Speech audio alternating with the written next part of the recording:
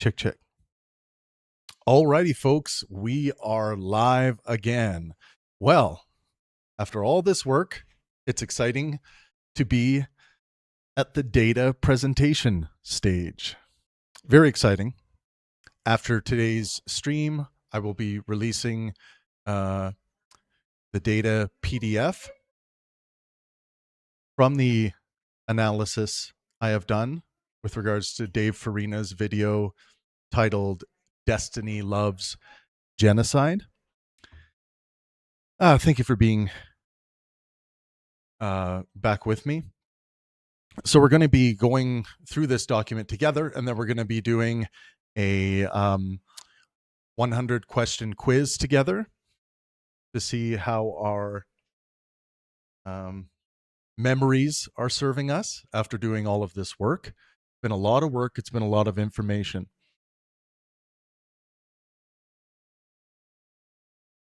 And I just really appreciate all the support that I've had in doing this project.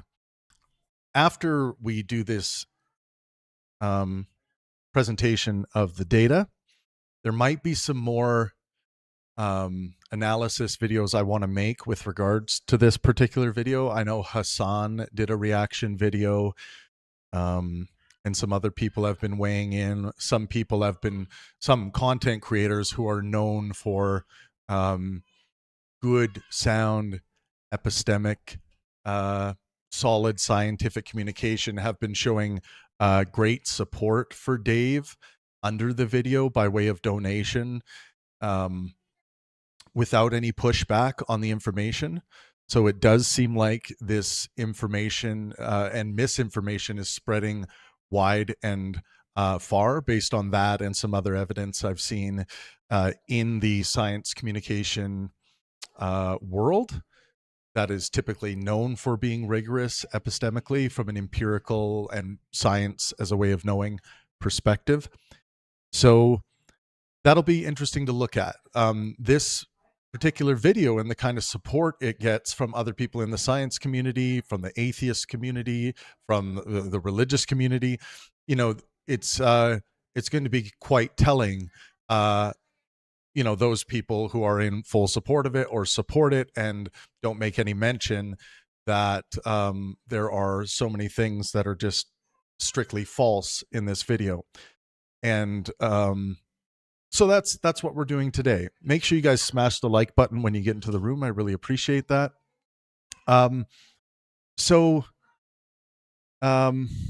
Let's get into this.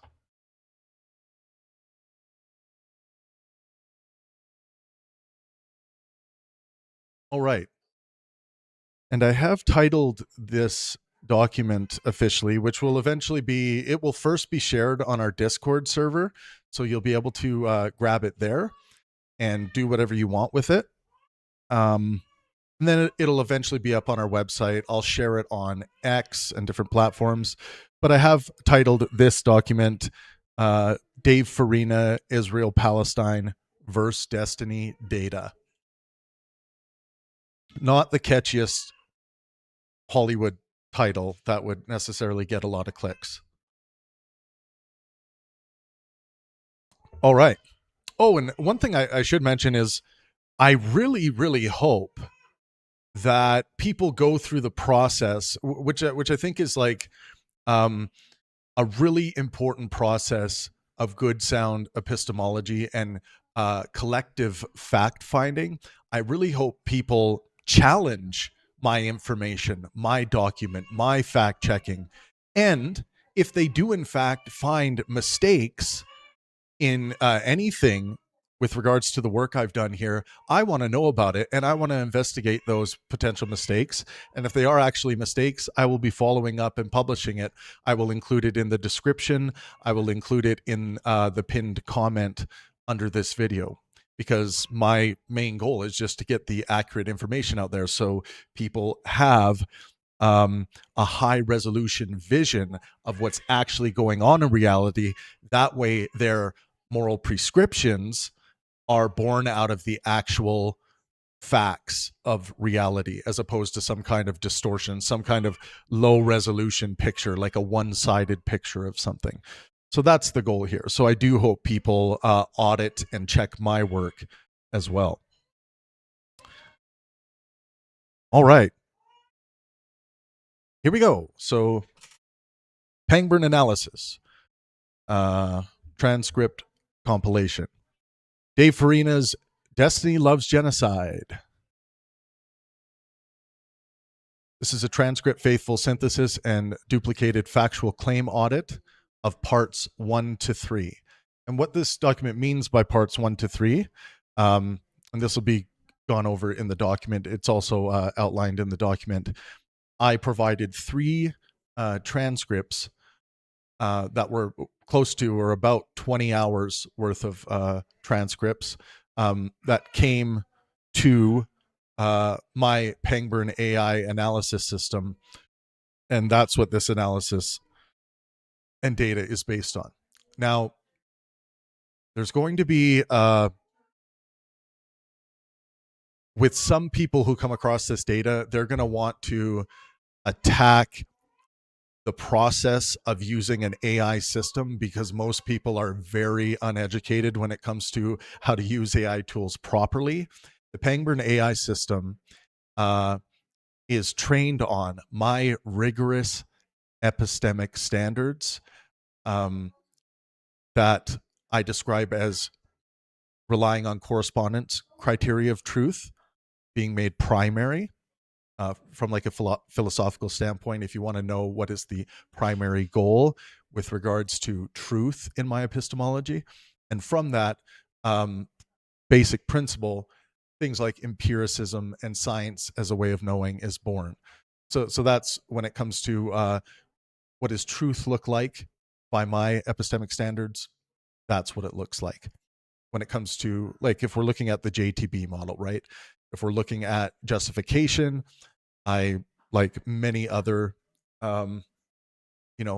academic, rigorous epistemologies, rely on evidence as justification. Sometimes I phrase that as demonstration, just in case someone is phobic to the concept of evidence. And then ultimately, within my epistemic framework, I need to believe the proposition to actually be true in order to have true justified belief, in order to have knowledge, just so people understand where I come from. But yeah, the Pangburn AI system is very robust, and there's going to be a tendency for people who want to steer away from the facts to want to try to attack my process as opposed to dealing with the actual facts, whether or not the facts themselves are incorrect. So I really encourage people, to fact check me, to fact check what my process has produced here.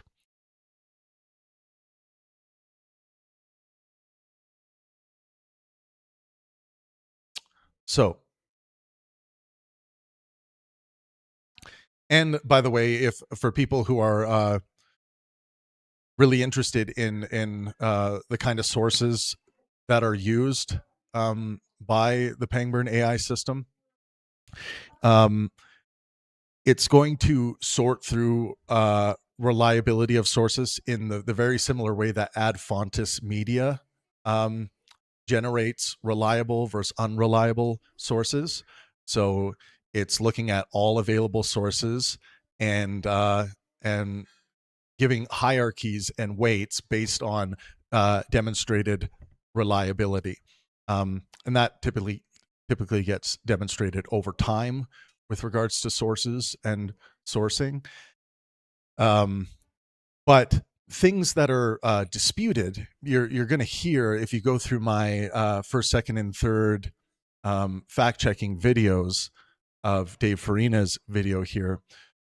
You're going to hear me say a lot that this is what the evidence demonstrates thus far, the available evidence. Israel disputes it, but hasn't provided their their evidence to contradict the dispute, or to provide weight to the dispute, I should say. So yeah, and in those cases, like I outline so often in the analysis, I for one am still awaiting expert level, International Court of Justice, ICJ, adjudication on a lot of these things with regards to determinations on genocide, war crimes, etc. Okay.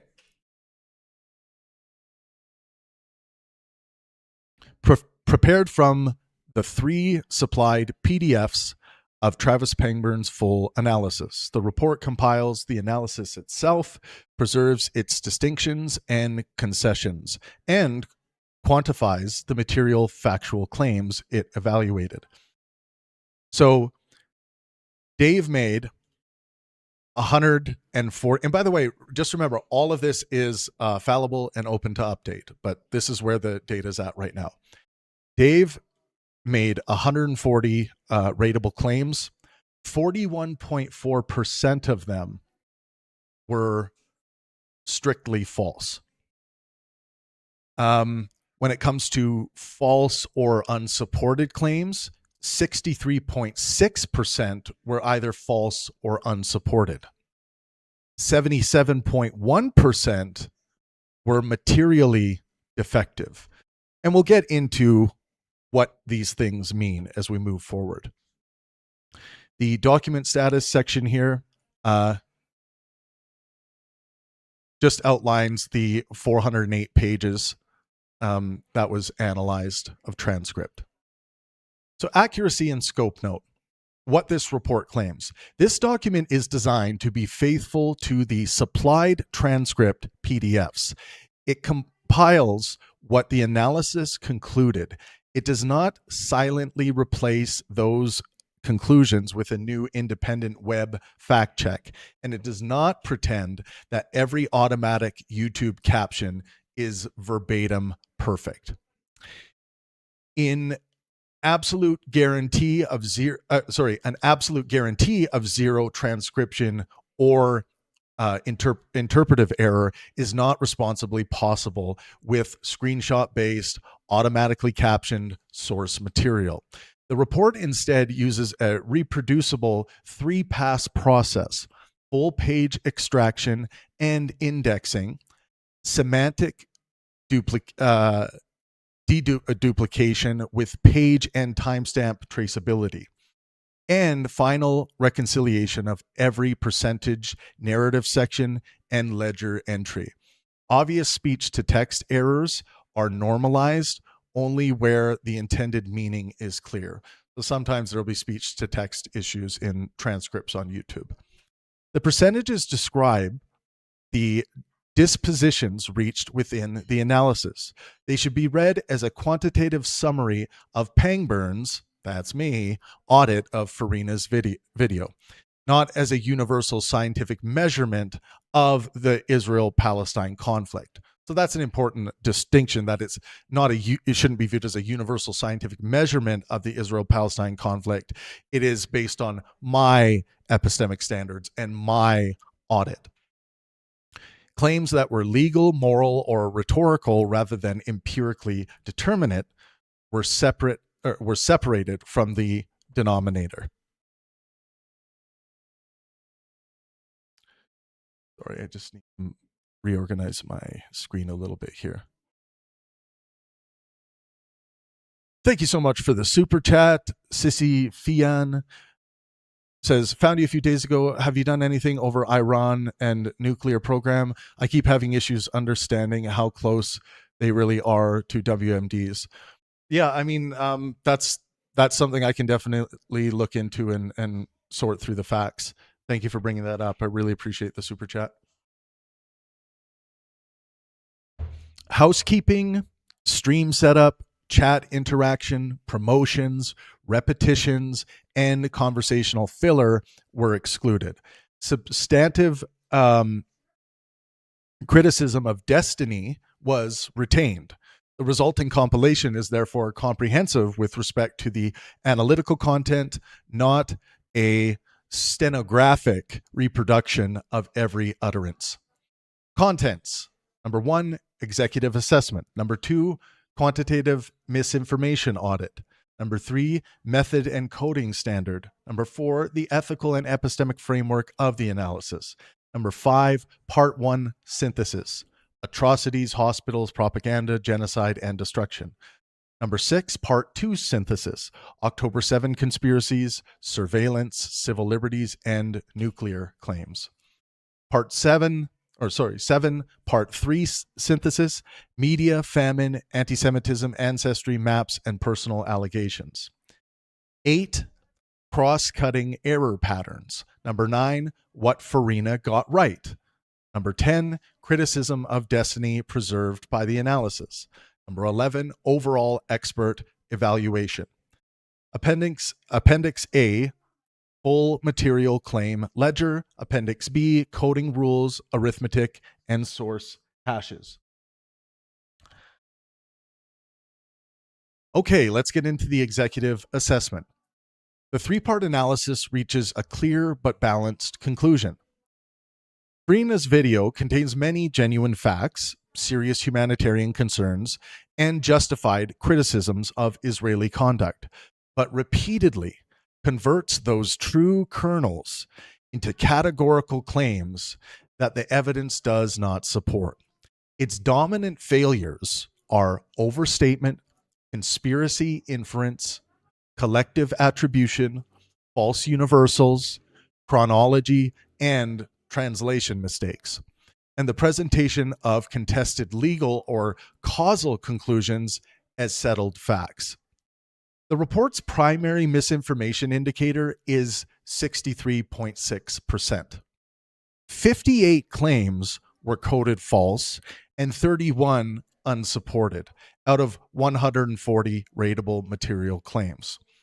A broader measure that also includes 19 qualified or materially misleading claims is 77.1%. Only 32 claims, or 22.9%, were supported substantially as stated. Those figures do not mean that 77.1% of every sentence in the video was false. They mean that more than 3/4 of the distinct material factual propositions audited in the transcripts had some consequential defect. The analysis is not a defense brief for Israel or destiny. It accepts extensive evidence of mass civilian harm, severe deprivation, Israeli sexual abuse of Palestinian detainees, discriminatory legal structures in the West Bank, incitement, use of Palestinian human shields, platform pressure, controlled propaganda access, settler and military abuses, possible unlawful weapon use, mass graves, and forced transfer proposals that could amount to ethnic cleansing. It also criticizes Destiny's unsupported speculation about a documented white flag shooting and rejects cynical Pallywood reasoning as a substitute for evidence. I just have to adjust one thing in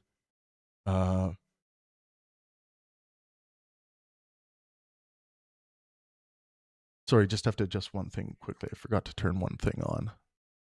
I always forget to do this. Okay, that should be good now.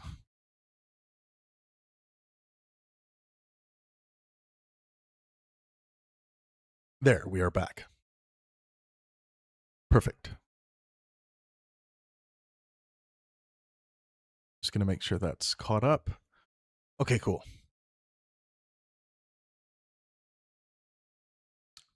The decisive distinction is between a documented core and the stronger proposition FARINA asks the audience to believe.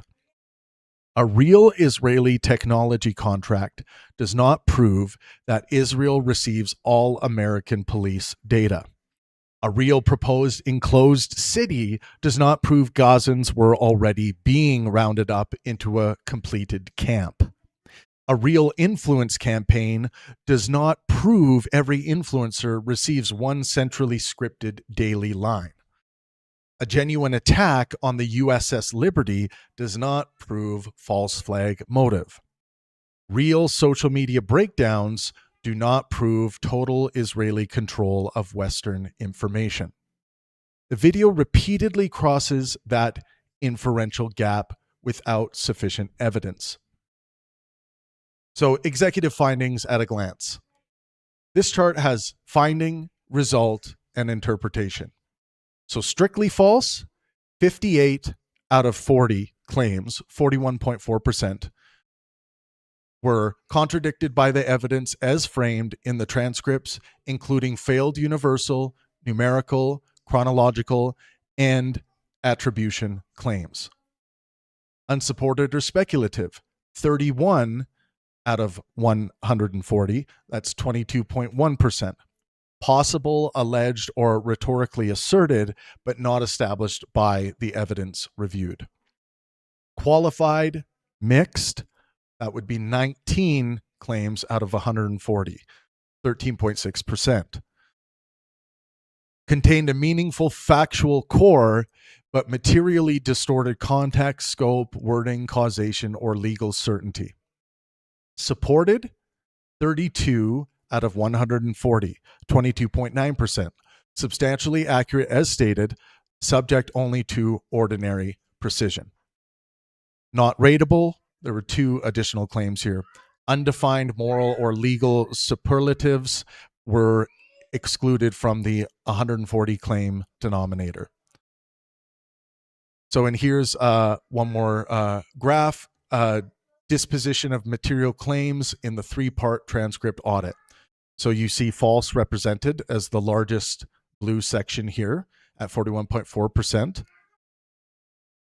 And the number being 58 claims. Unsupported would be the 3rd largest bar, 22.1%, at 31 claims. Qualified or mixed would be the lowest bar, 13.6%, 19 claims. And then supported would be the 2nd largest bar of 22.9% supported claims.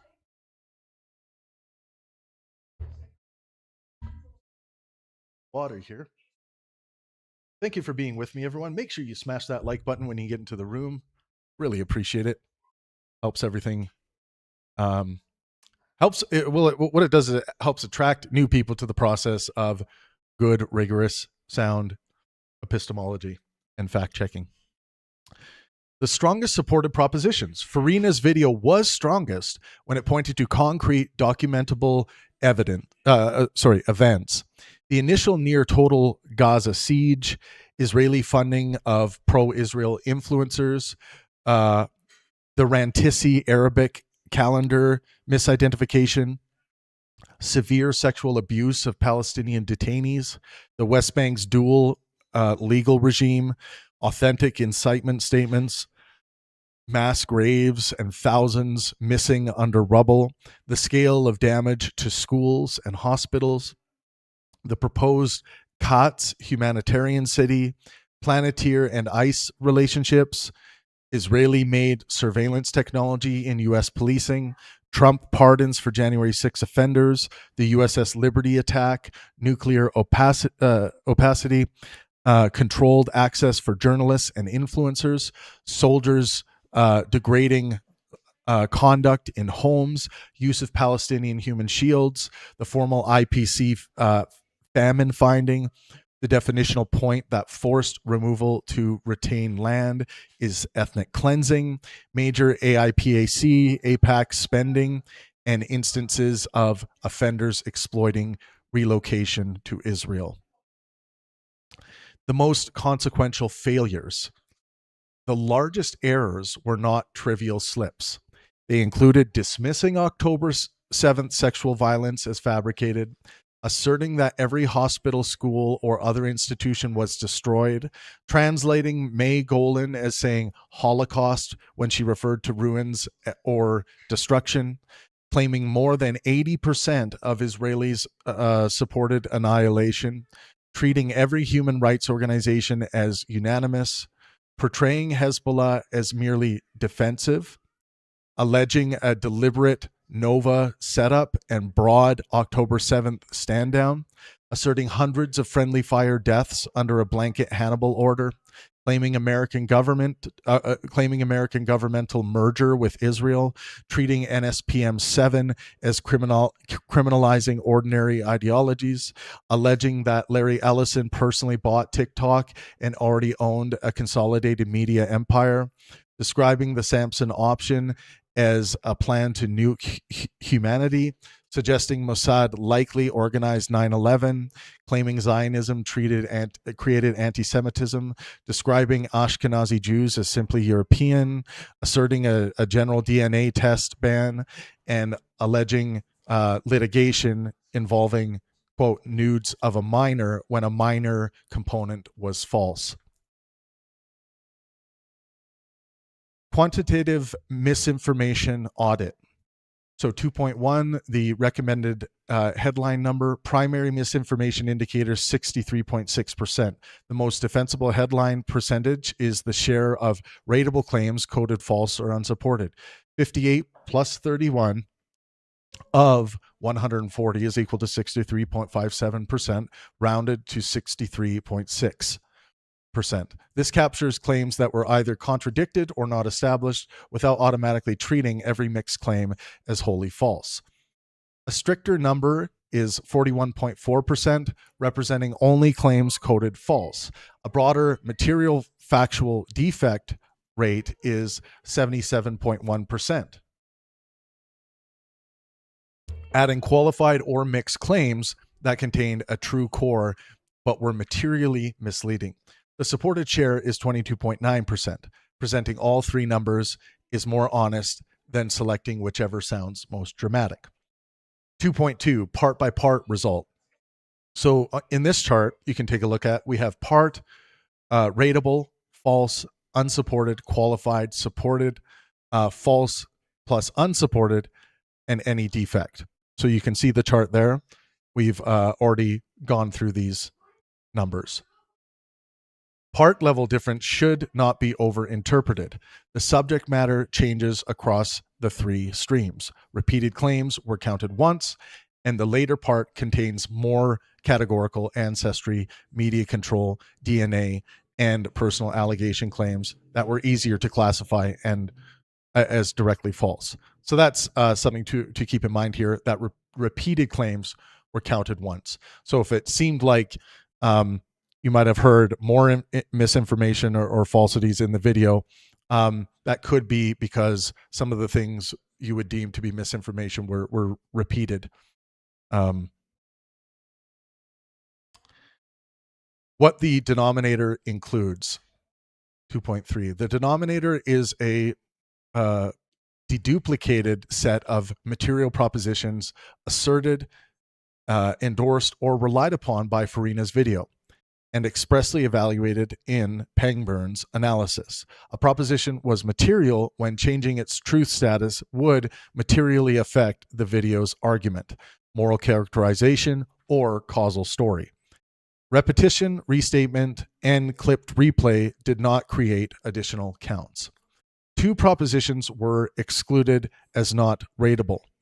The undefined claim that Israel was objectively the most potent force of evil since the Nazis, and a rhetorical genocide checklist formulation that compressed a contested legal conclusion into a superlative.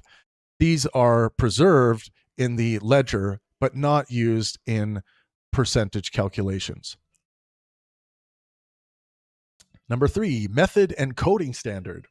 3.1, the corpus. The source corpus consists of 3 screenshot-based PDF exports of the YouTube transcripts, part 1, 2, and 3. The uploaded files total 408 PDF pages, 150 pages for number 1, 108 pages for number 2, and 150 pages for part 3. Well, that's crazy that part 1 and part 3 have the same amount of pages. Well, their embedded print footers show original YouTube web page pagination of 210, 108, and 257 pages. The active analytical transcript, sorry, those are the actual pages, 210, 108, and 2000 or 257 pages. The active analytical transcript ends at approximately part 1, PDF page 93, 7 hours, 13 minutes, and 39 seconds. Part 2, Page 46, 3 hours, 12 minutes, and 32 seconds in part 3. Page 111 at 7 hours, 55 minutes, and 1 second for a combined 18-hour, 21-minute, and 12-second corpus. Almost 20 hours. We didn't quite make it.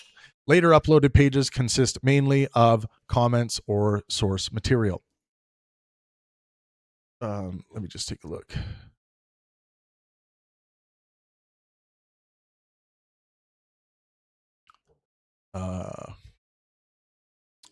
Make sure you guys smash that like button when you get into the room. Share the stream. Really appreciate it. Thank you. Coding categories. Supported means the analysis found the proposition substantially accurate as stated. Minor ordinary caveats do not change the category. Qualified or mixed. The proposition contained a real core, but materially misstated wording, scope, causation, chronology, translation, legal certainty, or representatives. Unsupported or speculative. The proposition was alleged, possible, or rhetorically asserted, but not established by the evidence reviewed. This category includes motive claims, conspiracy claims, and causal leaps. False. The proposition was contradicted by evidence, relied on a failed literal universal, used a materially wrong number, chronology, translation, or identity claim, or otherwise could not remain true as stated. Not rateable. The statement was an undefined moral superlative, opinion, or compressed legal judgment without a stable empirical truth condition. 3.3, conservative rules. Number 1, rate the proposition actually advanced, not the weakest defensible version of it. Preserve true cores. A claim is qualified rather than false when the central event is real, but context or scope is materially distorted. Number 3, do not infer deliberate fabrication merely because a viral claim was unsupported or wrong. Number 4, do not infer motive, command, coordination, or secret access from institutional connection alone. Number 5, treat universal words. Every, all, anyone, no evidence, nothing, universally, literally, when they carry the argument. Unfortunately, we see a lot of that in politics and political rhetoric. Number 6, separate legal labels from underlying conduct. A factual pattern can be strongly evidenced while the final legal classification remains disputed or unadjudicated. Do not treat a person's identity, employer, ideology, or affiliation as proof that a particular report is fabricated.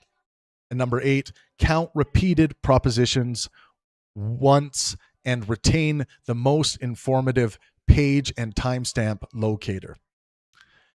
3.4, 3 pass quality control.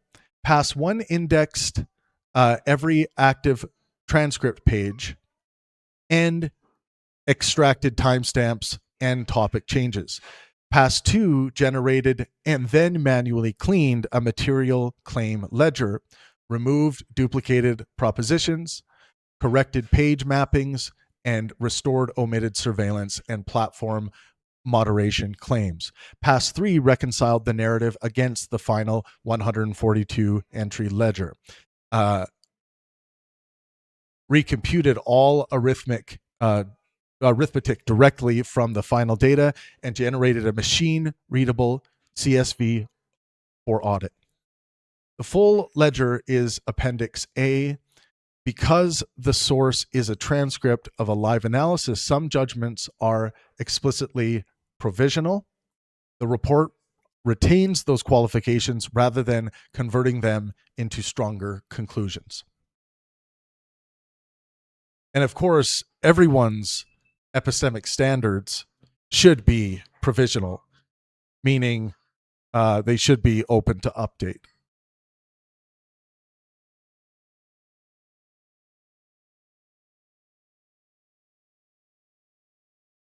I'm just making sure we're still connected. I keep having to refresh my window. There we go. Okay, good.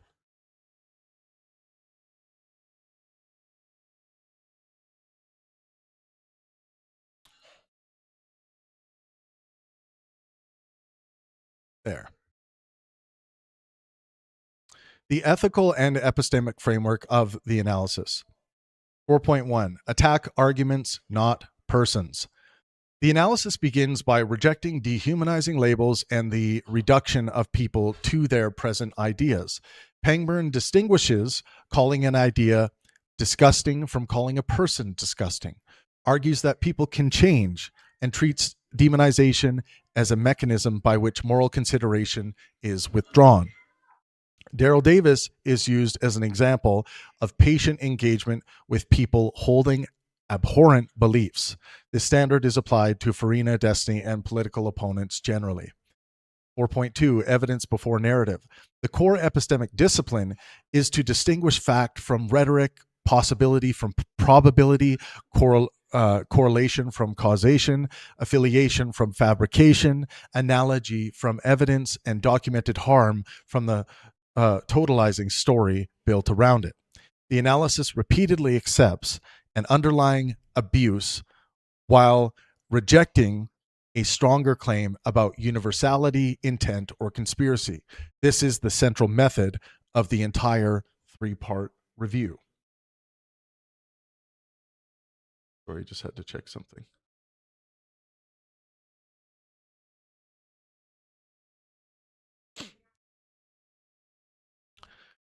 Four point three, moral well-being and communication. The analysis's normative standard is maximizing physical, mental, and social well-being or health through fallibilism, good faith, communication, patience, and helpfulness. It opposes political violence as generally anti-flourishing while preserving narrow caveats for extreme circumstances. It also rejects negative only reasoning that ignores opportunities to produce positive utility, such as public events that could raise substantial funds for Palestinian children.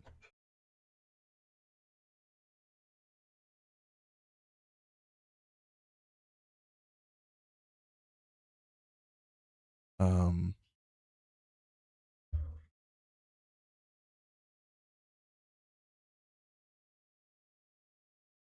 4.4 Legal and moral restraint. On genocide, apartheid, famine, war crimes, and ethnic cleansing, the analysis separates underlying evidence from final adjudication. It can accept that a proposal resembles a concentration camp, that forced transfer to retain land is ethnic cleansing, or that major organizations have made genocide findings while still refusing to present every contested legal conclusion as universally and finally settled. 4.5 No collective guilt. The analysis rejects collective attribution across Jews, Zionists, Israelis, Arabs, Palestinians, journalists, and political groups. It treats Israel as internally diverse, distinguishes Zionism from Judaism, and refuses to infer something about destiny or Zionist Jews for unrelated sex offender cases. The same principle is applied to Arab societies. Anti-Jewish conspiracy beliefs can be widespread in some populations without defining every Arab or underwriting an entire worldview. Number 5, Part 1 synthesis: atrocities, hospitals, propaganda, genocide, and destruction. 5.1 Opening rhetoric and the Nazi accusation. The analysis first corrects the framing that Destiny simply called FARINA a Nazi. Destiny accused particular rhetoric, especially depicting especially deception and victimization tropes of resembling Nazi or neo-Nazi patterns. Pangburn criticizes both sides' personal attacks and argues that the distinction between criticizing a person and criticizing an argument matters. FARINA's imagery later intensifies the ethical concern. The analysis highlights a devil-horned Jewish merchant caricature and an Israeli flag Nazi flag equivalents as historically reckless visual rhetoric. Pangburn stops short of diagnosing Farina as an anti Semite, but describes the imagery and some control narratives as anti Semitism adjacent or recognizable to specialists as classic anti Semitic motifs. 5.2 October 7th, false viral stories, real sexual violence, and detainee abuse. The analysis agrees that the viral 40 beheaded babies number was not substantiated and that the oven baby story lacked reliable evidence.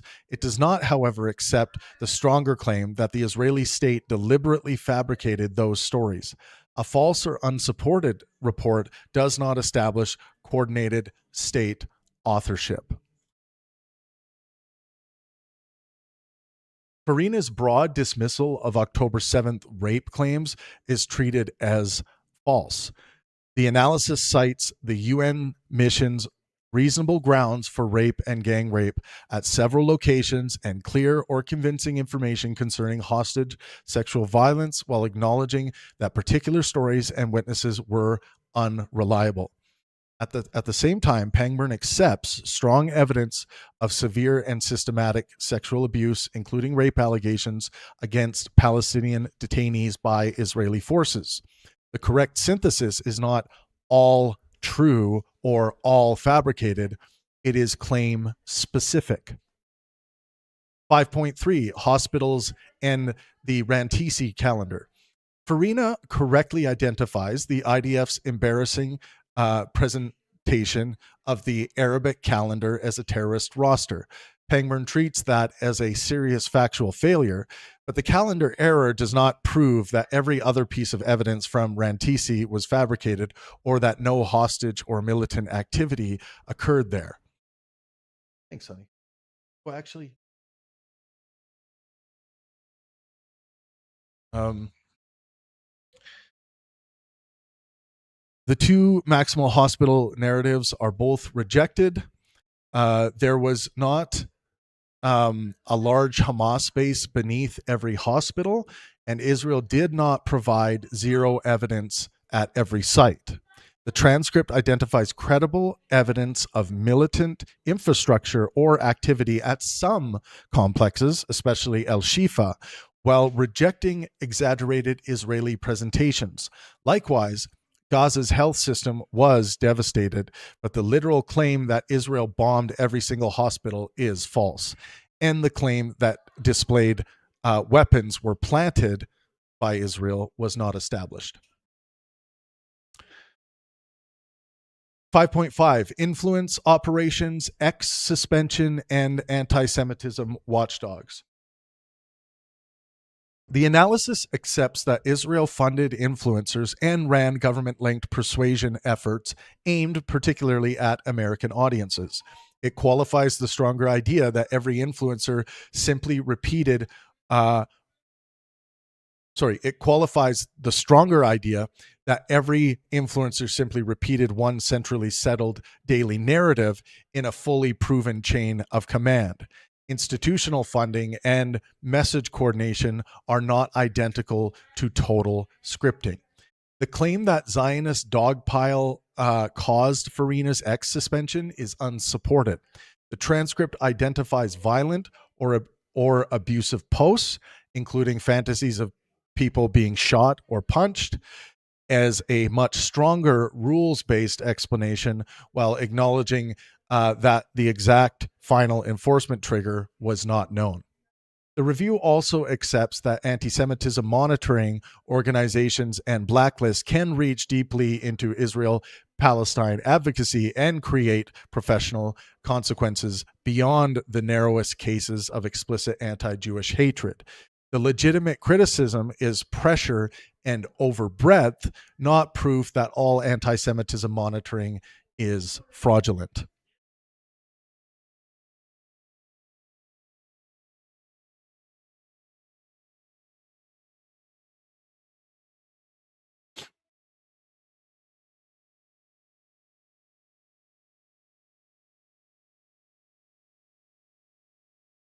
Five point five. Farina's Archive posts and Israeli public opinion.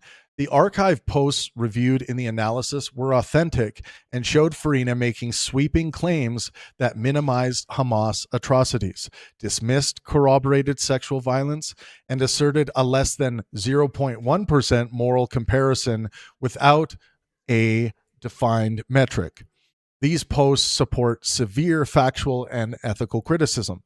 They do not, on their own, exclusively prove the personal label, quote, rabid anti-Semite. The claim that more than 80% of Israelis supported complete Palestinian annihilation was false. The transcript distinguishes several poll results. Roughly 63% of Jewish respondents supported transfer in one question. Approximately 46% supported rebuilding settlements. Around 80% supported selected propositions within the political right, and about 65% prioritized hostage release in another context. None equals 80% of all Israelis endorsing annihilation. 5.6, siege, West Bank, apartheid, and Lebanon. The initial siege is one of FARINA's strongest factual points. The analysis reconstructs a staggered timeline, a near total four-way cutoff of grid electricity, food entry, Israeli supplied water, and outside fuel.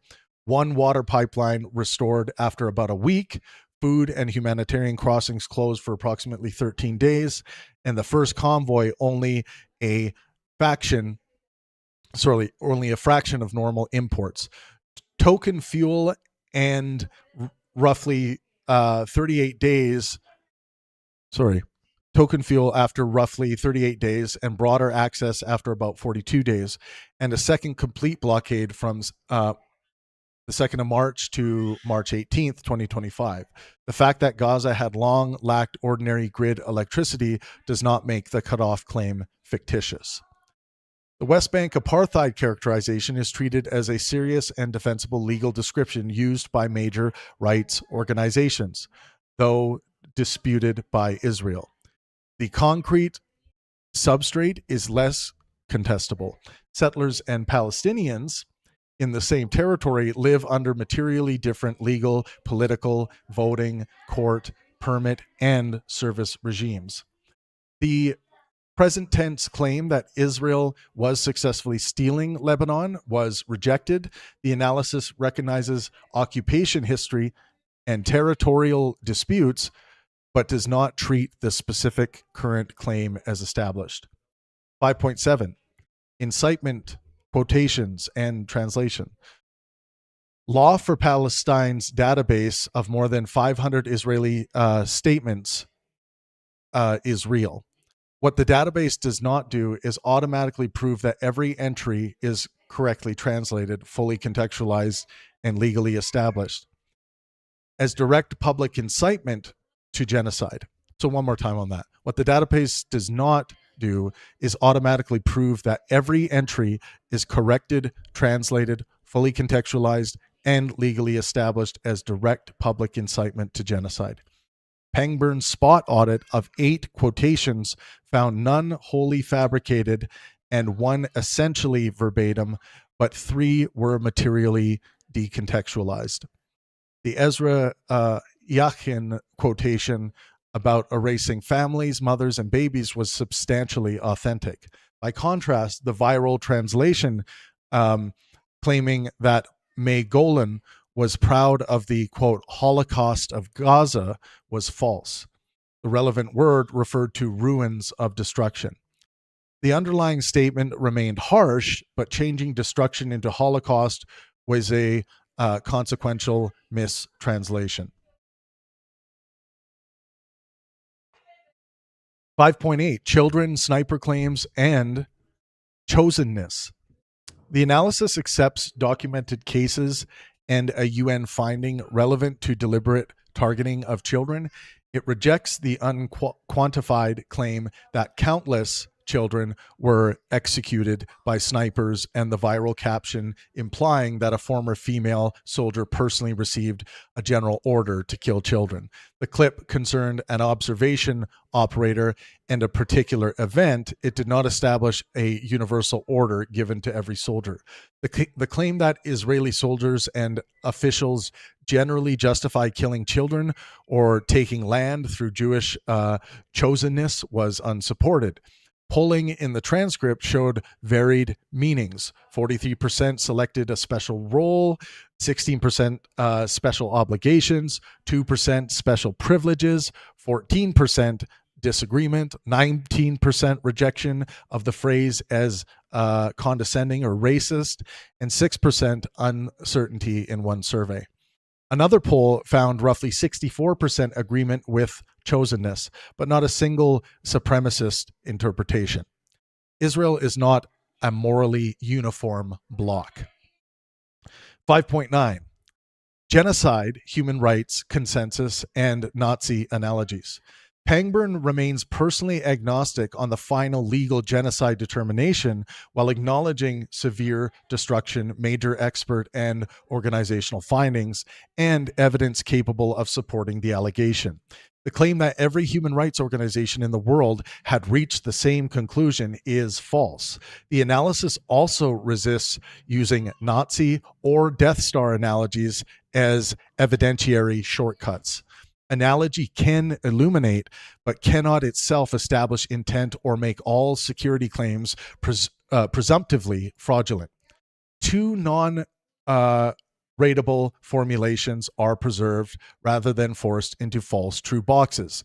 Israel as the objectively greatest, so one of them being Israel as the objectively greatest evil since the Nazis, and the claim that it hits every point on a genocide checklist. Both compress moral or legal judgments into undefined rhetoric. So one more time on this. Two non-ratable formulations are preserved rather than forced into false true boxes. Israel as the objectively greatest evil since the Nazis, and the claim that it hits every point on a genocide checklist. Both compress moral and legal judgments into undefined rhetoric. 5.10.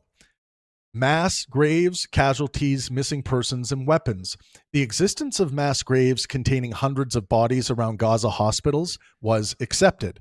Bound hands were credibly reported in some cases, but the stronger claims that bodies were generally bound by hands and feet, buried alive, or all execution victims were not independently established. So one more time, the last sentence.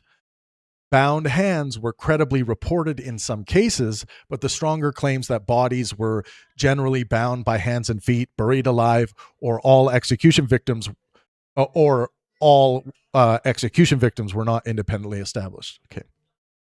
The analysis regards official casualty totals as plausibly undercounted, especially because surveillance and civil registration collapsed, but rejects the categorical claim that a total around 70,000 was, quote, obviously so far off that disagreement could only be brainwashing. Thousands missing under rubble were strongly supported. Thousands vaporized was not a forensic conclusion and overstated an administrative category or rhetorical description. White phosphorus is not categorically illegal. Its legality depends on target, manner of use, and civilian risk. The analysis can recognize evidence of use and possible unlawfulness without endorsing the false statement that the weapon is prohibited in every circumstance. 5.11, destruction statistics and Hezbollah. The defensible infrastructure statistic was that more than 78% was damaged or destroyed, not uniformly demolished. Nearly 98% of school buildings were reported damaged, and roughly 81% directly hit. The literal claim that every school, hospital, bakery, village, and city was destroyed remained false despite extraordinary devastation. Hezbollah's origin as a resistance movement does not make its terrorist designation laughable or reduce it to a purely defensive actor. The analysis emphasizes Iranian support, Islamist aims, attacks on civilians, coercive power, intervention in Syria, and an independent armed structure. Its attacks and military infrastructure were relevant to violence in Lebanon, although they could not justify every Israeli action. Number 6, just making sure you guys are with me. Thank you so much for being here. Rock and roll. Number 6, Part 2 synthesis. October 7 conspiracies, surveillance, civil liberties, and nuclear claims. 6.1, the COTS, humanitarian city, and concentration camp language. The original 2025 proposal was real and contemplated moving approximately 600,000 Palestinians initially and potentially Gaza's entire population into an enclosed site on Rafah's ruins, with screening, Israeli control, and reports that residents would not be free to leave. Israeli legal experts and former Prime Minister Ehud Olmert used concentration camp language, giving the analogy a serious historical basis. FARINA nevertheless converted a proposal into a present tense event. As of the analysis, the original no exit plan had not been constructed and populated. A later, smaller, internationally backed pilot remained in planning. The transcript also rejects facile claims of voluntariness. I guess it would be voluntariness. Relocation is not meaningfully voluntary when the alternatives are bombardment, starvation, homelessness, or exclusion from one's former community. Public support was limited. The cited survey found about 30% supported and a plurality opposed. 6.2, Nova, foreknowledge, and the Hannibal Directive. The claim that Nova Festival was deliberately moved into danger as part of a setup was unsupported. The original abandoned site was not reliably established, and scheduling or security failures did not prove facilitation. Likewise, intelligence warnings and preparedness failures did not establish that Israeli leaders knowingly permitted the detailed attack. A local patrol restriction at Nahal Oz, reportedly related to anti-tank and infiltration threats, was a real vulnerability. It did not establish a border-wide cancellation of all patrols or political stand-down. Friendly fire occurred on October 7th, and particular decisions exposed hostages to lethal risk, but the claims of hundreds killed under a blanket Hannibal order and a universal command to kill every hostage were not supported. 6.3, U.S.-Israel, quote, merger, Palantir, and surveillance technology. Real cooperation repeatedly became proof of governmental fusion in FARINA's narrative. The transcript rejected the idea that an American initiative formally merged the U.S. government with Israel or placed Netanyahu in charge. It applies the same logic to technology. Palantir had a strategic relationship with the Israeli Ministry of Defense and contracts with ICE, but this did not prove that Israel operated American protest monitoring. Israeli-made FalconNet systems were installed in American police vehicles, and U.S. agencies used Israeli-developed extraction or surveillance tools. Those are genuine and important civil liberties facts. The stronger assertion that all collected information automatically became accessible to the Israeli government was not established. Vendor nationality and institutional ties justify scrutiny, not automatic espionage conclusions. 6.4, social media moderation and ownership claims. The analysis accepts substantial evidence that pro-Palestinian content was removed, suppressed, or made less visible. It treats the reported 94% meta compliance figure as credible reporting based on leaked or internal documents rather than a fully independent public audit. It likewise accepts reporting that YouTube removed more than 700 videos from Palestinian human rights organizations while refusing to infer that every removal was directly ordered by Israel or baseless. The testimonial statement that high-level Facebook officials described. Let me just actually look at that. It likewise accepts reporting that YouTube removed more than 700 videos from Palestinian human rights organizations while refusing to infer that every removal was directly ordered by Israel or baseless. A testimonial statement that high-level Facebook officials described their job as defending Israel required corroboration. The review also rejects the claim that Larry Ellison personally bought TikTok and the claim that Paramount, CBS, CNN, HBO, and related outlets already formed one completed Ellison-owned company. Proposed transactions, investor consortiums, and future governance cannot be described as completed personal ownership. 6.5. NSPM 7, FBI monitoring, and anti-ICE prosecutions. NSPM 7 expanded domestic terrorism investigation, network mapping, and tools directed at political violence, raising genuine civil liberties concerns. But it did not make anti-capitalism, criticism of Christianity, progressive gender politics, or immigration advocacy crimes in themselves. Crimes in themselves. One more time. But it did not make anti-capitalism, criticism of Christianity, progressive gender politics, or immigration advocacy crimes in themselves. It described ideological themes alleged in some violent networks.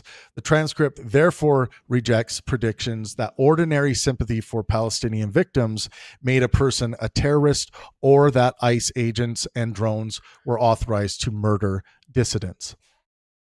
The universal claim that anyone criticizing Israel was monitored by FBI was false. Likewise, 8 anti-ICE defendants were not facing decades merely for protesting, and one defendant's role was not simply moving a harmless box of pamphlets. The prosecution's alleged explosives, shootings, attempted murder, conspiracy, logistics, and evidence concealment. Pangburn simultaneously agrees that Trump pardoned January 6 offenders involved in serious political violence, exposing an obvious political asymmetry. 6.6, Germany, the USS Liberty, flotilla abuse, and nuclear doctrine. Germany had not made ordinary criticism of Israel punishable by 5 years. The proposal discussed narrower conduct, such as denying Israel's right to exist or calling for its destruction under specified conditions. The USS Liberty attack, 34 deaths and 171 injuries, were real, and the transcript finds serious reasons to question parts of Israel's account. It does not treat a false flag plan to blame Egypt and drag the United States into war as conclusively established. European flotilla detainees reports of beatings and serious physical abuse were strongly supported by accounts, injuries, and governmental observations. Rape was credibly alleged, but not yet independently established through a completed forensic or judicial process. Israel is widely assessed to possess nuclear weapons, maintains opacity, and remains outside the Nuclear Non-Proliferation Treaty. The Samson option is not a documented plan to nuke everyone on Earth. It is generally described as a last resort retaliatory doctrine directed at enemy states. 6.7, fascism. The claim that the United States had already become a fully consolidated fascist state was qualified rather than simply dismissed. The transcript finds fascistic or proto fascist defensible for aspects of the administration, while noting that opposition parties, elections, courts, independent media, and civil society still prevent the completed state formulation from being accurate.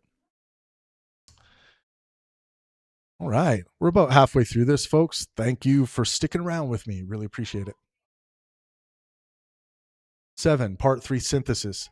Media famine, anti-Semitism, ancestry, maps, and personal allegations.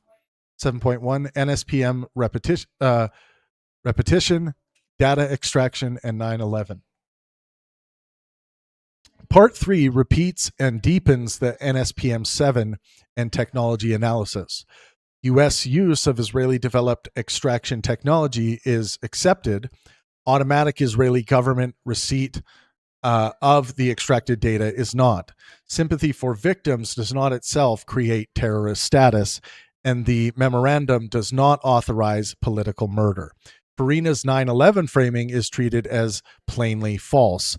The attacks were carried out by al-Qaeda with Khalid Sheikh Mohammed central to planning. The Taliban was not the perpetrating organization, and no credible evidence established Mossad organization. The analysis also notes that FARINA's treatment of an Israeli official's Pearl Harbor /9/11 comment as a threat was plausibly shaped by his pre-existing false flag beliefs, but it avoids claiming certainty about his private motive. 7.2, the documented white flag shooting and criticism of destiny. The white flag segment is an important demonstration that the analysis is not protecting destiny.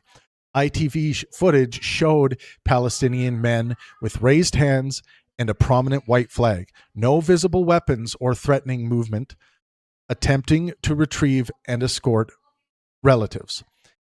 A 51-year-old man identified in the analysis was shot and killed. ITV obtained a continuous second angle, performed geolocation and ballistic analysis, and an Israeli brigadier general acknowledged that the troops were his and that the incident was under investigation.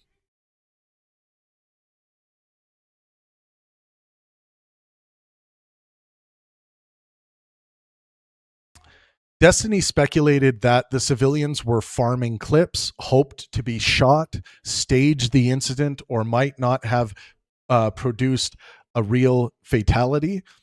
Pangburn calls that cynical, conspiratorial, and unsupported. The operational context still mattered. The group was approaching an active combat area and Israeli positions. Yet, quote, no-go zone and simple refusal to evacuate descriptions were too confident. The family said a brother had been prevented from leaving, and the closet public evacuation order located by ITV appeared after the shooting. Even a valid evacuation order does not turn remaining civilians into lawful targets.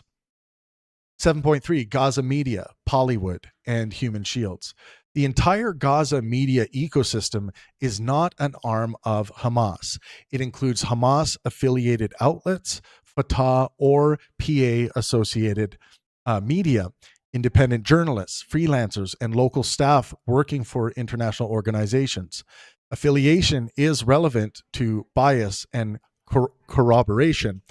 It is not proof of fabrication or combatant status. Real misinformation exists on all sides. The transcript discusses NewsGuard inventories that grew from 111 to 261 false narratives, including recycled footage, video game material, AI-generated images, and false captions, but many high-profile Pallywood accusations were themselves false. Generalized casualty faking cannot be used as an automatic explanation for documented civilian harm. The analysis accepts multiple documented incidents of Israeli soldiers rummaging through homes and handling or wearing women's intimate clothing. It also accepts recurring Israeli use of Palestinians as human shields despite a 2005 prohibition. These are not merely rhetorical allegations.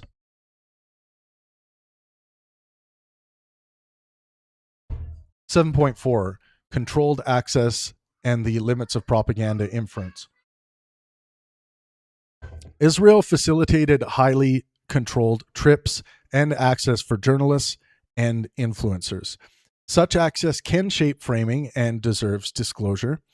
It does not prove that every participant was financed, scripted, or recruited by Mossad. The analysis repeatedly distinguishes institutional facilitation from universal clandestine control. 7.5, Rafat al-Arir, famine and starvation evidence. FARINA's premise that Rafat al-Arir died with his wife and all 6 children was false. His wife and six children survived. 6 extended family members died with him. Destiny responded callously, but he was reacting to a false premise supplied by the video. The famine discussion rejects simplistic arguments on both sides. Directly counted starvation deaths cannot settle whether a famine exists because surveillance can collapse and indirect mortality matters. Conditional projections are not retrospective facts. The March 2024 forecast was not confirmed in its projected period after aid increased. The transcript nevertheless reports a formal IPC famine finding for Gaza government in 2025, followed by later improvement and ceasefire-related changes. Methodological debate is legitimate. The claim that IPC changed a standard 30% threshold to 15% specifically to manufacture a Gaza finding is false. 7.6, ethnic cleansing and anti-Jewish conspiracy beliefs in Arabic societies. The analysis agrees that forcibly removing Palestinians from their territory in order to retain the land is ethnic cleansing. Killing is not required for that classification. Coercive population transfer is the relevant core. It also finds strong evidence that anti-Jewish conspiracy beliefs are disturbingly widespread in a number of Arab-majority Middle Eastern societies. The transcript cites an ADL regional result in which 76% of respondents in the Middle East and North Africa agreed with at least 6 of 11 anti-Semitic stereotypes, while stressing that the region includes non-Arab populations and that the result does not mean every respondent endorsed every proposition. The evidence supports prevalence, not the claim that such beliefs define Arabs generally or underpin their entire understanding of the world.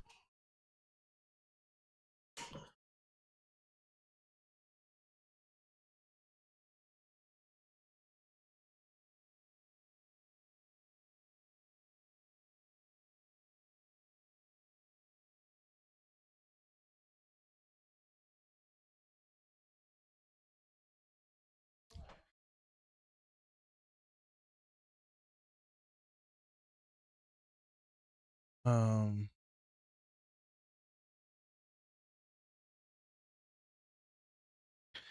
7.7, media control, CBS and APAC.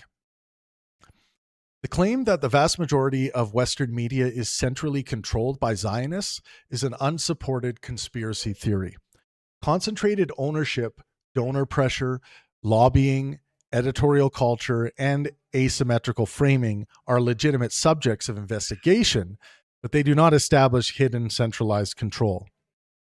The factual core concerning Barry Weiss's senior CBS role and Scott Pelley's dismissal after a leadership conflict was substantially accurate, while, quote, gutted CBS remained evaluative.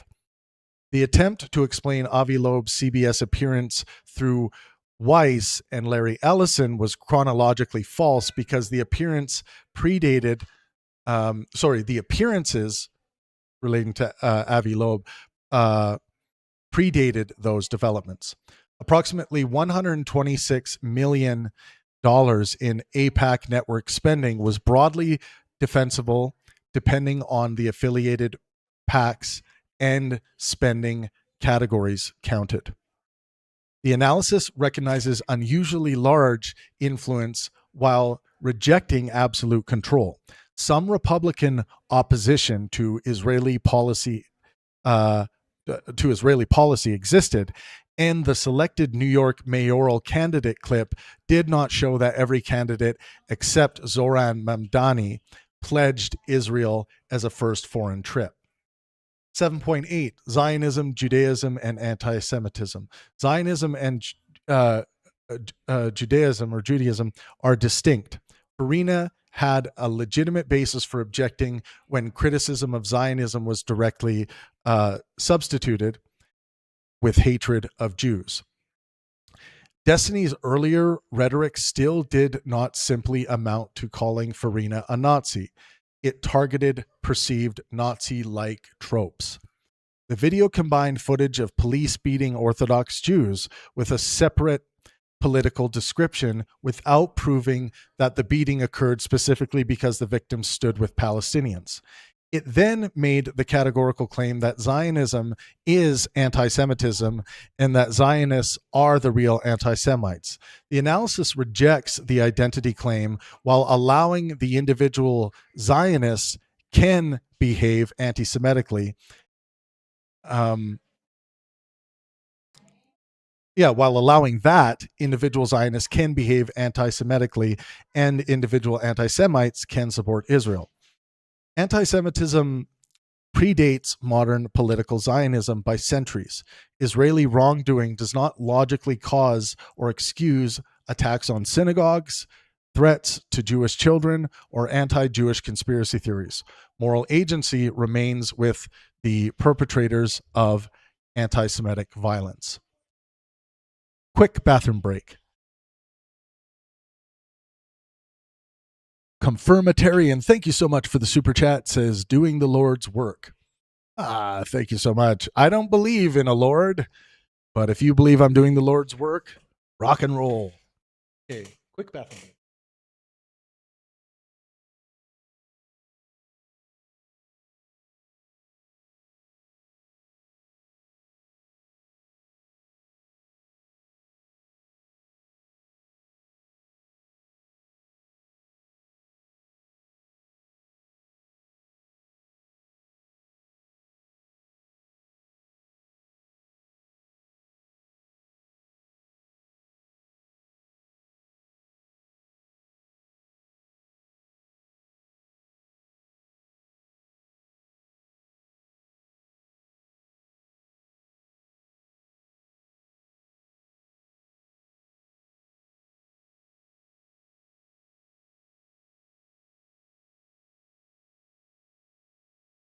All right. I even washed my hands. Sure, he did.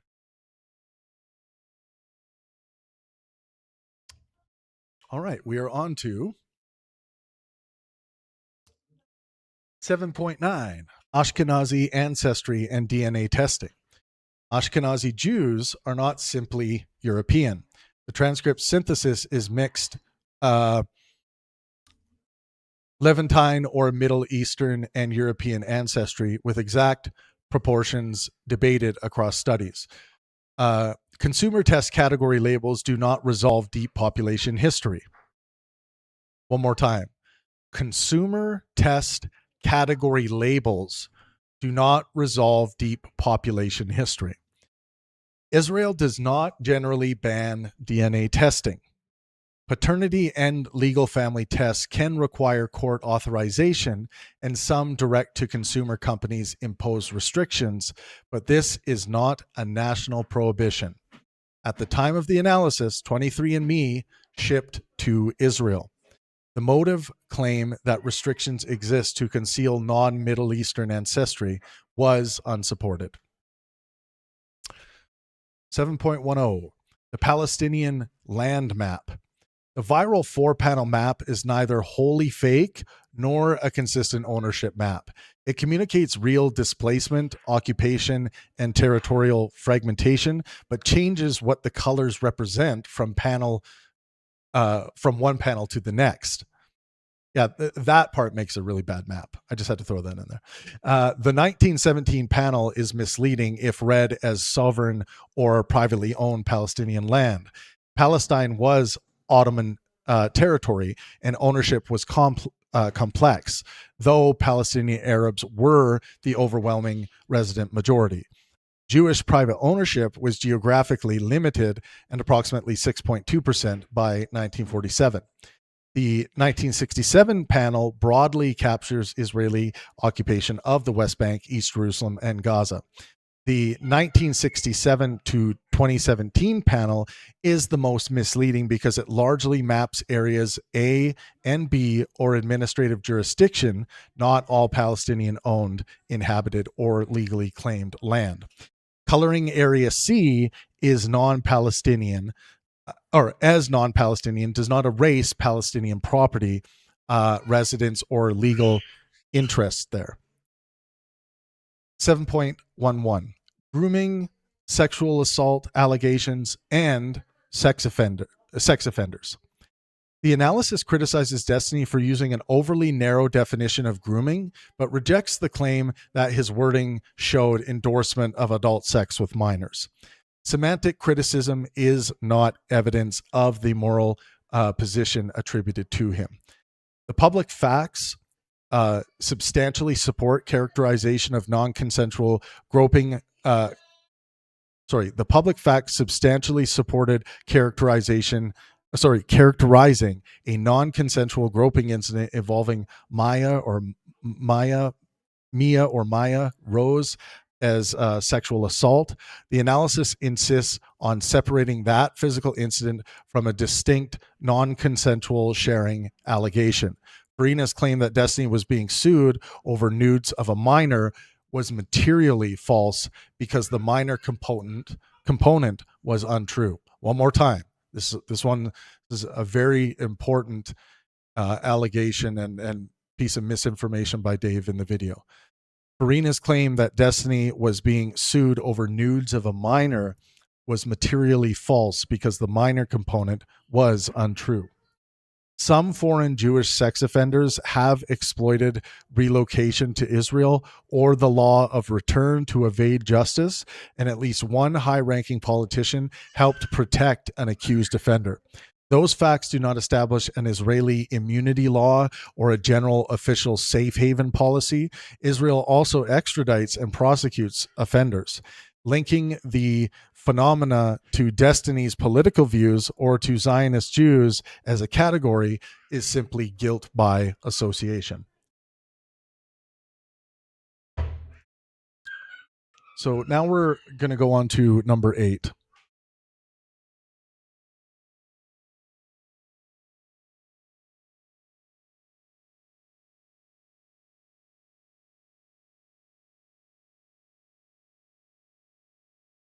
Cross-cutting error patterns. Universalization means documented conduct by some actors became claims about every hospital, every school, every organization, every soldier, every journalist, all Zionists, all politicians, or anyone criticizing Israel. This overgeneralization issue I point to often. What is meant by true kernel leads to total conspiracy. A real contract, takedown request, influence campaign, controlled press trip, or ownership transaction became proof of secret centralized command, automatic data access, or total media control, where possibility led to established fact. Plausible allegations, planted evidence, buried alive victims, rape on a flotilla, foreknowledge, false flag motive, were narrated as resolved without the necessary evidentiary bridge. Motive and mind reading. The video often assigned motives to Israel, platforms, politicians, destiny, or critics without direct evidence, then treated those motives as explanatory facts. Chronology collapse. Proposals became completed operations, contemplated purchases became personal ownership. Later leadership changes were used to explain earlier media appearances. Translation and wording inflation. Quote, ruins/destructions became, quote, Holocaust. Damaged or destroyed became demolished. Selected poll responses became annihilation. A list of ideological indicators became criminalization of ideology. Legal certainty inflation. Genocide, apartheid, famine, concentration camp, fascism, and war crimes were sometimes presented without distinguishing evidence, expert characterization, proposal status, and final adjudication. Collective attribution and guilt by association. The video moved from individual offenders, politicians, soldiers, or organizations to conclusions about Jews, Zionists, Israelis, Arabs, or destiny. Visuals and historical provocation.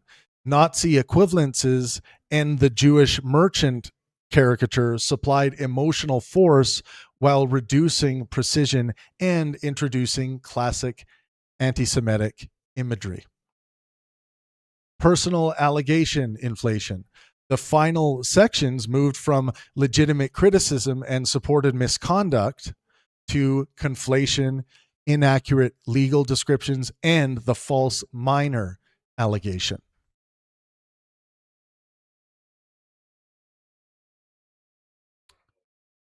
Let's look at what Dave Farina got right. Number 9. A rigorous compilation must preserve the substantial supported content. Farina's video was not devoid of factual value, and Pangburn repeatedly conceded points that cut against Israel, its supporters, or destiny. The initial near total siege and the later severe restriction of aid, water, fuel, and electricity related services was something that Dave got right. Severe sexual abuse of Palestinian detainees by Israeli forces, including serious rape allegations. The Rantisi Arabic calendar error and other examples of poor Israeli information practices. Government-funded or government-linked pro-Israel influencer activity. The dual legal and political regime imposed on settlers and Palestinians in the West Bank with a serious basis for the apartheid label. The existence of a large incitement database and the authenticity of several extreme Israeli statements. The existence of mass graves, widespread infrastructure destruction, and thousands missing under rubble. The reality of the Katz enclosed city proposal and the coercive character of forced relocation. Palantir/ICE relationships, Israeli surveillance products in American policing, and controlled media influencer access.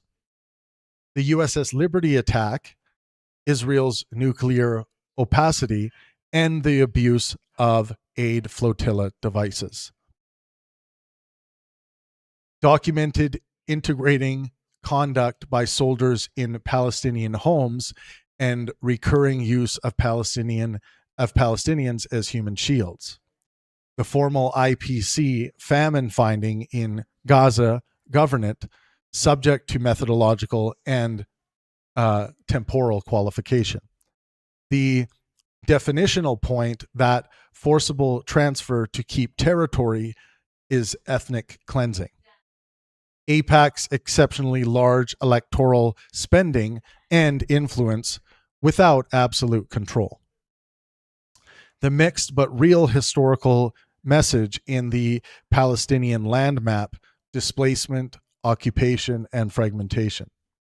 The existence of offenders exploiting relocation to Israel, and at least one case of political protection. These concessions are not peripheral. They show why the video's defects are best described as propaganda through distortion rather than pure invention. So one more time. These concessions, the things that Dave did get right here, are not peripheral. They show why the video's defects are best described as propaganda through distortion rather than pure invention. Many false narratives are built from real harms that are then expanded beyond what the evidence supports.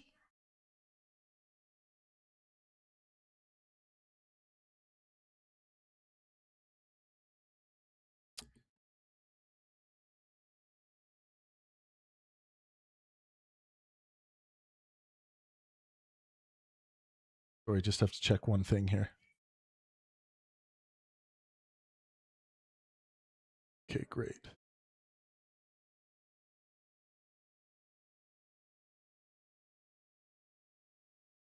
Okay, criticisms. Well, let me just check in. How's everyone doing? You guys hanging in there? Good. Looks like you are. This document we're going through will be available instantly on the Pangburn Discord server once I am done streaming. I will also be posting it on X right away. And hopefully you guys are following me on X. If you're not, please do. I'm going to be using the platform a bit more.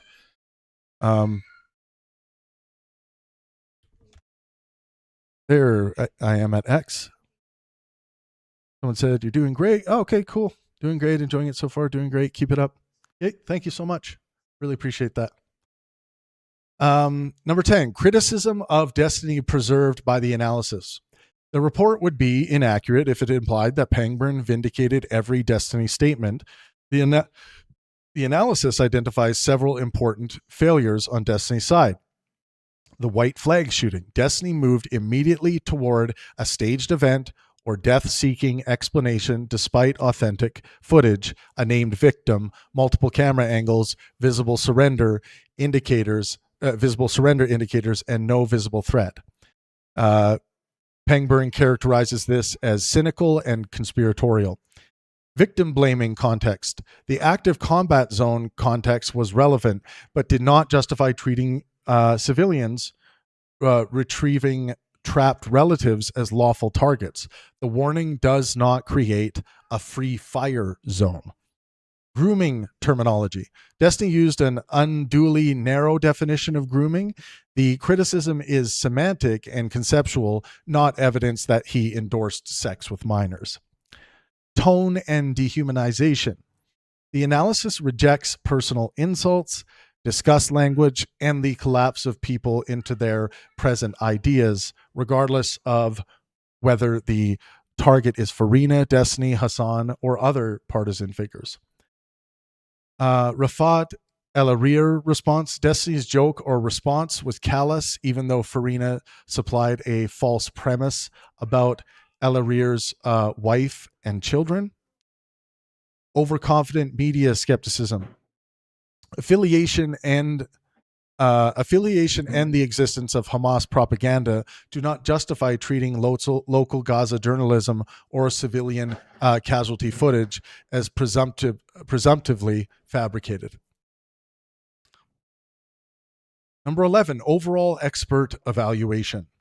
On the transcript's own evidentiary record, Farina's video is best classified as a high defect advocacy production.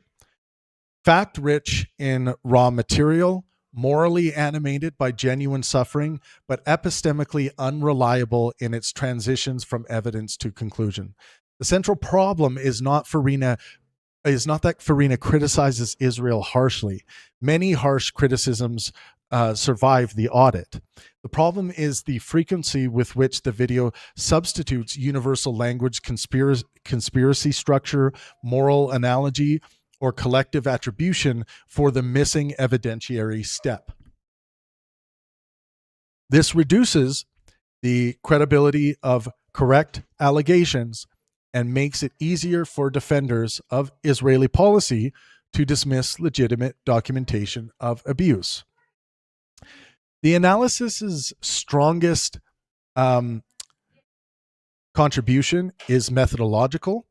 It demonstrates that one can acknowledge siege, mass civilian harm, discriminatory legal systems, incitement, detainee abuse, human shields, surveillance, and propaganda without accepting every maximal anti-Israel claim. It also demonstrates that one can reject FARINA's misinformation without adopting Destiny's cynical speculation or excusing Israeli conduct. For public presentation, the most accurate numerical summary is 41.4% of the rateable material claims were directly false. 22.1% were unsupported. 13.6% were qualified or materially misleading. And 22.9% were supported. The primary misinformation indicator is therefore 63.6% false or unsupported, while 77.1% support had at least one material fact detected. Those numbers should always be accompanied by the coding definitions and the full ledger. So here's a recommended one-sentence conclusion. Pangburn's 18-hour audit found that FARINA's video contained a substantial factual core, but 63.6% of its rateable material claims were false or unsupported, and 77.1% were false, unsupported, or materially misleading.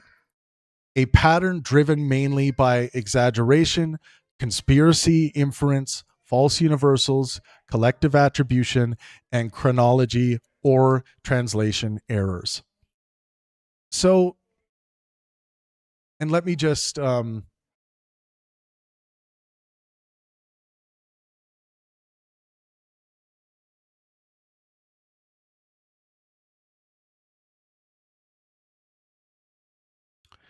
with regards to propaganda, again,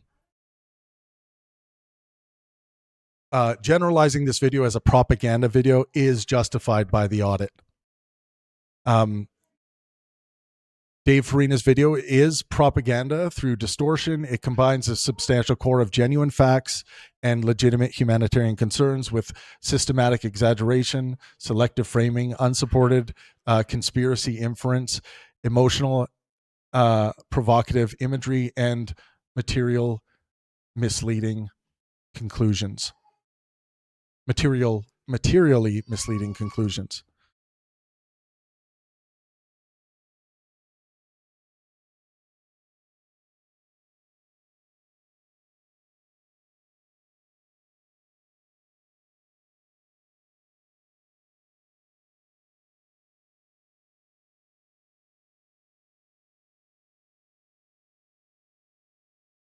I'll make a comment on the anti-Semitism in a second here.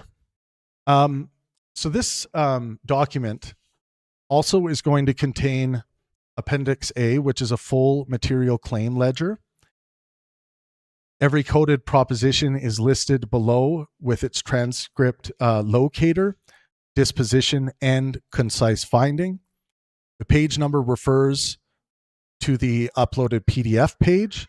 The timestamps refer to the analyzed YouTube stream. The ledger contains 142 entries, 140 rateable, and 2 not rateable. So this might shock you, but we're not going to go through every entry here. I just want to, everyone's going to have access to this to do what they want with this data and information.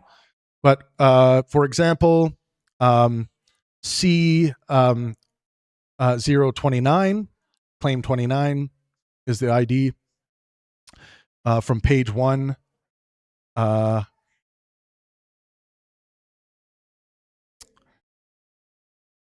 From page 1, which would be the first live stream analysis, at 2 hours, 26 minutes, and 58 seconds. The topic was Lebanon, and we have a false claim here. The claim was that Israel was, at that time, successfully stealing Lebanese territory. The finding here was the transcript, being my transcript, rejects the present tense claim while recognizing occupation history and territorial disputes. But the claim that Israel was, at the time, successfully stealing Lebanese territory was false. So yeah, you can go through the entire Appendix A here and do with it what you want.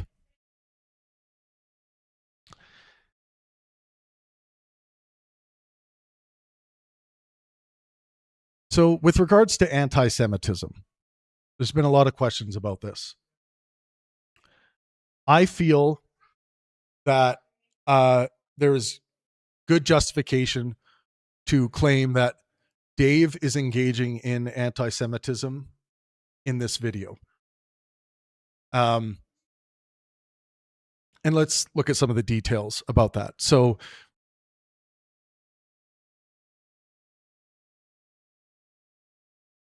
the audit supports saying that FARINA's video contains a reoccurring pattern of anti-Semitic rhetoric, not merely one isolated lapse.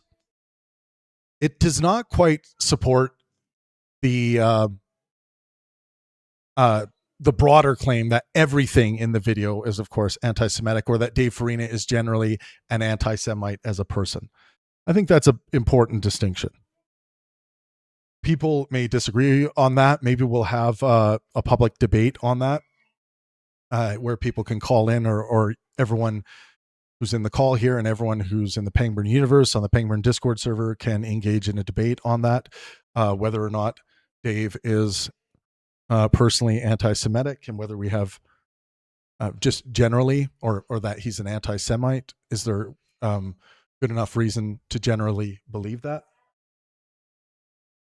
But on this video, the pattern includes a devil-horned Jewish. I was shocked when I saw this, by the way. I still like. I did have a significant level of shock when I saw this. A devil-horned Jewish merchant caricature and Nazi/Israel imagery that the audit described as introducing classic anti-Semitic motifs. Unsupported claims that Zionists centrally control most Western media, reproducing a hidden group control conspiracy structure historically associated with anti-Semitism. Claims portraying Ashkenazi Jews as essentially European imposters and suggesting Israel restricts DNA testing to conceal their ancestry. The audit found that ancestry claims the audit found the ancestry claim false and the concealment motive unsupported. The claim that Zionists are responsible for anti-Semitism against Jews, which shifts moral responsibility away from anti-Semites. Collective guilt and guilt by association involving, quote, Zionist Jews, media figures, and sex offenders. But the audit also explicitly says that Zionism and Judaism are distinct. That criticism of Israel is not inherently anti-Semitic, and that the evidence did not conclusively establish the personal diagnosis that Farina is an anti-Semite. So the most accurate formulation based on the evidence of the video, the evidence thus far, Dave Farina's video repeatedly employs anti-Semitic tropes, imagery, and conspiracy frameworks, making anti-Semitism a significant and reoccurring feature of the video.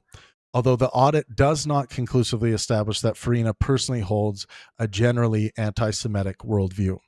Calling the entire video generally anti-Semitic is defensible if you mean anti-Semitic themes recur throughout it. calling Dave himself generally anti-Semitic goes beyond what the audit firmly proves.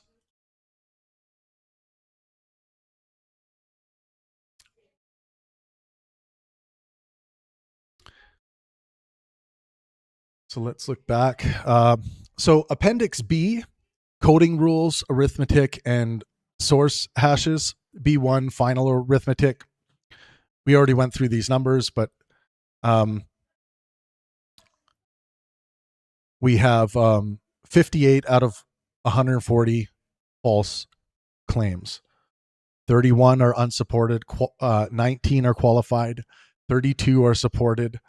False plus unsupported, we have 89. So any material defect, we have 108.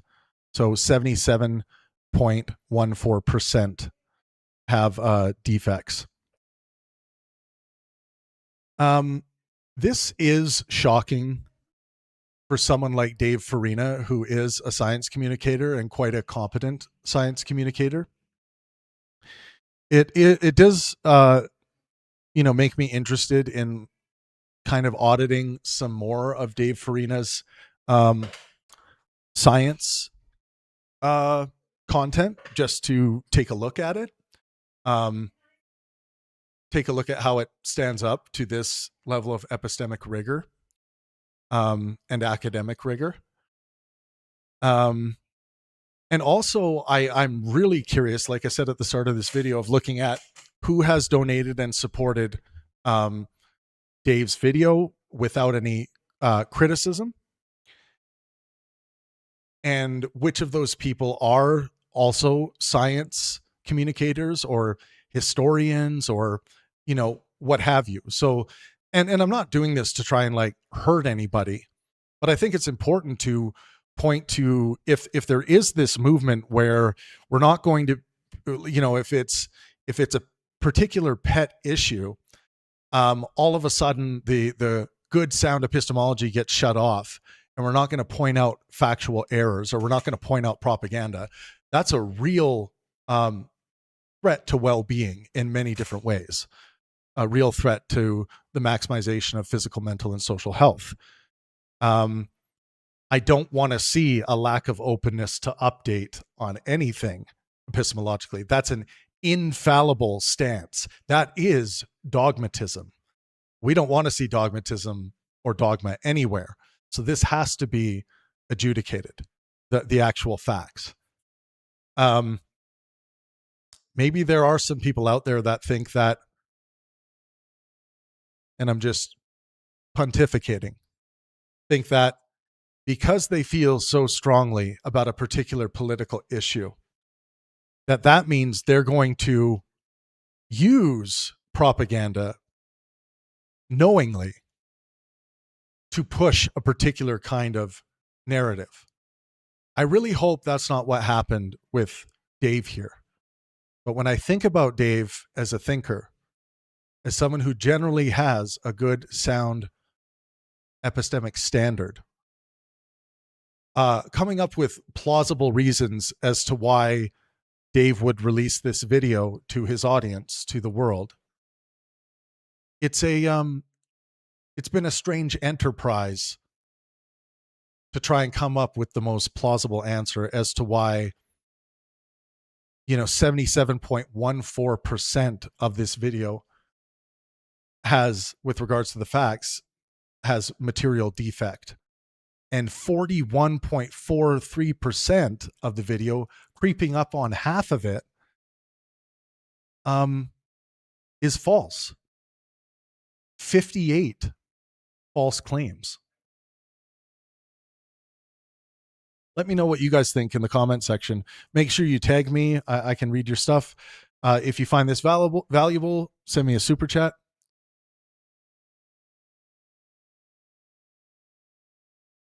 Someone says, Heron, welcome back. It says, I take issue with the audit. They've clearly produced something anti-Semitic. Pro-Semites do not produce anti-Semitic material. Well, that doesn't demonstrate the issues with the audit. It demonstrates, a particular conclusion of the audit.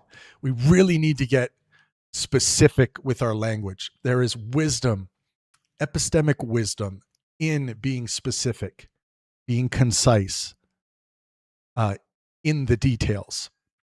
So when we're making claims, when we say things like that, we should try to be specific.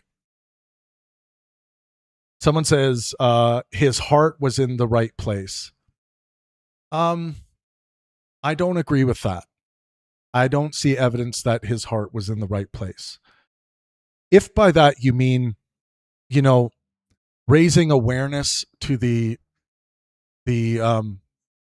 destruction and the suffering of Palestinian people and children, then I agree with you. That seems to be a really important sentiment behind what Dave's presenting there. But being this epistemically defunct in the information, spreading misinformation, when someone like Dave, I think, knows better, then there is some kind of thing here where surely the most plausible answer is that Dave must know, unless he's completely indoctrinated in some way on this particular issue, but he must know that there are better ways of going about and disseminating the facts and presenting the facts to the world than what's gone on here.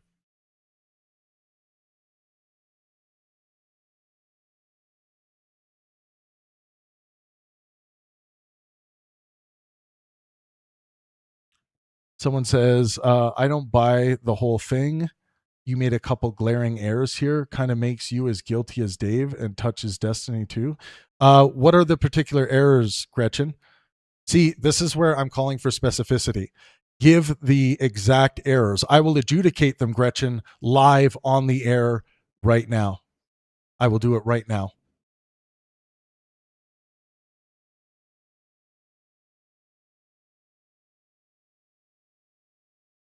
Someone said, it's like the audit is strictly saying, hey, Dave didn't come right out and say he is anti-Semitic and that he did this video to show it. It's like a mob guy saying, sure, be ashamed of. You need to relook at the audit, Haran. Your summary, hey, Dave didn't come right out and say he is anti-Semitic. It didn't say that that was the standard, that he needs to come right out and say it. So I think you just heard that, Haran. When I release this transcript, well, you can look at this video's transcript, or when I release the full audit and data, you can look at it for yourself.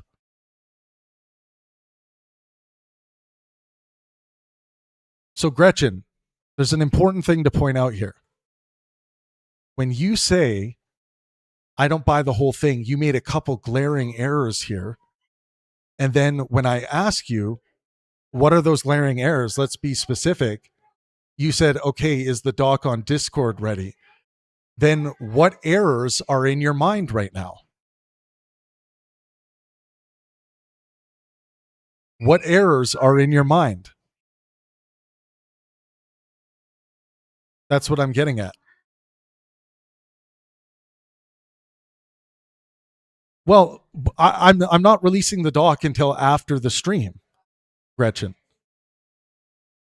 But I'm trying to make a particular point here, and I'm wondering what's in your mind when you say two glaring errors. It should be glaringly easy for you to outline what the errors are.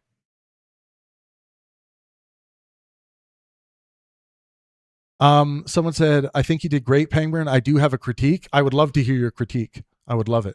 Anyone who has a critique or wants me to check something or think that they heard something wrong here, I would love to check in on it.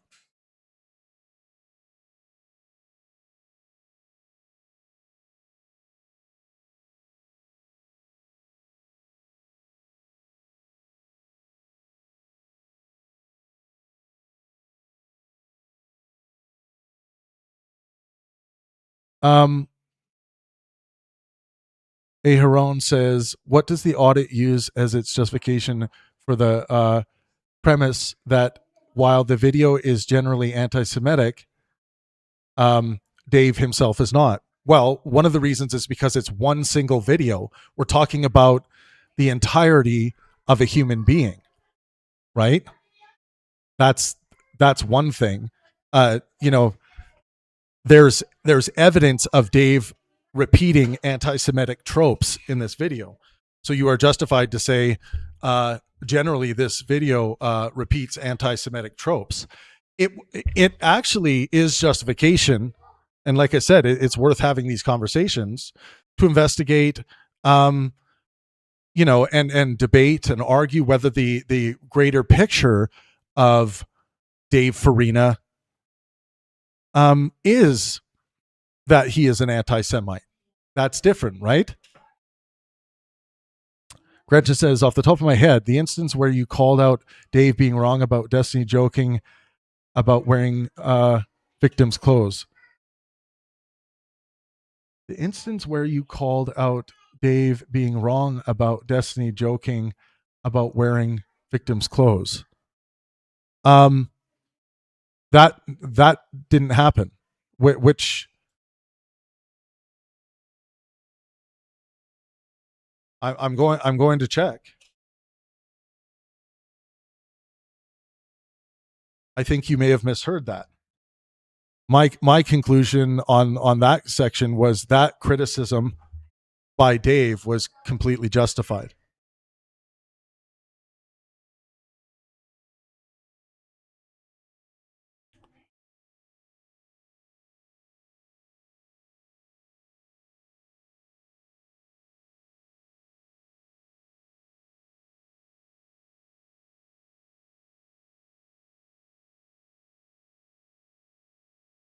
So we will double check that one from Gretchen.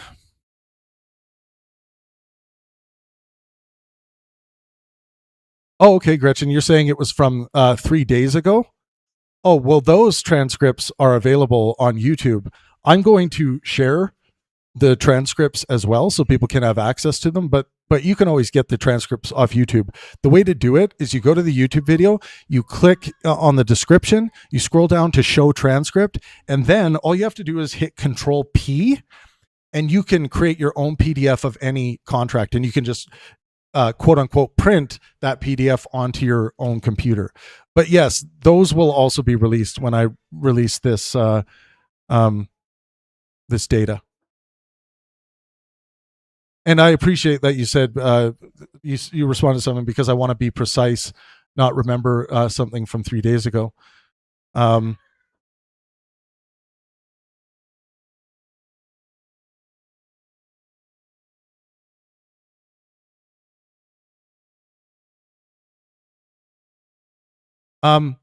audit we did today did not claim that Destiny himself said wearing Palestinian women's clothing is funny in the clip. Destiny addressed hypothetical soldiers. Essentially, if a soldier wants to wear a dress and thinks it is funny, do not film it. So the word funny is grammatically attributed to the soldier, not necessarily to Destiny. But I was criticizing the fact that Destiny was saying, if you are going to do this, don't film it. Like, if Destiny said, if you are going to do this, if you think it's funny, don't film it. Destiny should have said, nobody should be doing this. Like, that's the ethical stance here. I actually made it quite clear in my videos, my analysis, that I thought that kind of behavior by those soldiers was disgusting, and Destiny should feel the same, and he should point that out when he's there visiting the soldiers. And I also showed that it was highly scrutinized by the UN, by a UN committee, and by the IDF themselves.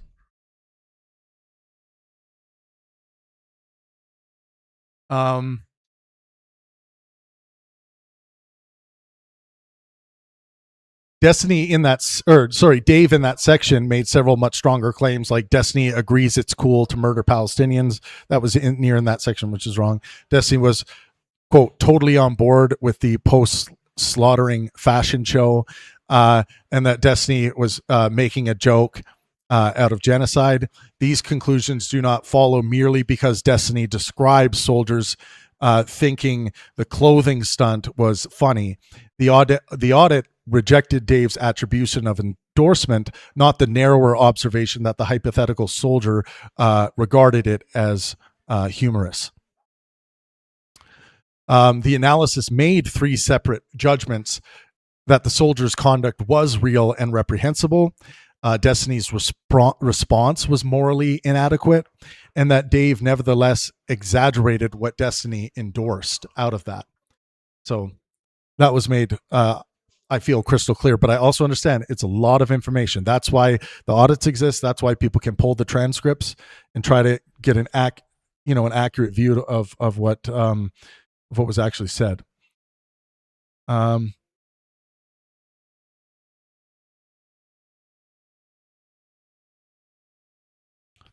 Arabot says, the most glaring issue for me personally is a problem with sourcing and formatting. I can get a little more specific, such as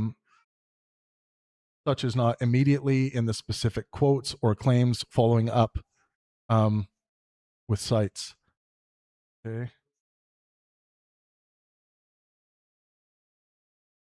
Someone says, if you don't want Israel to amass more power, okay.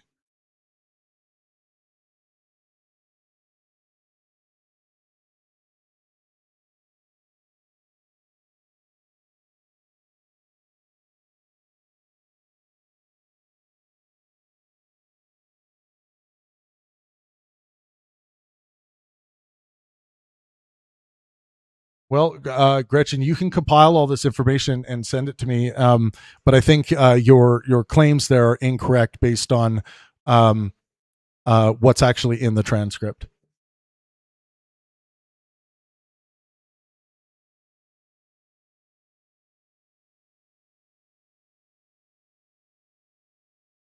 John Doe says, I think you're being hypercritical of him.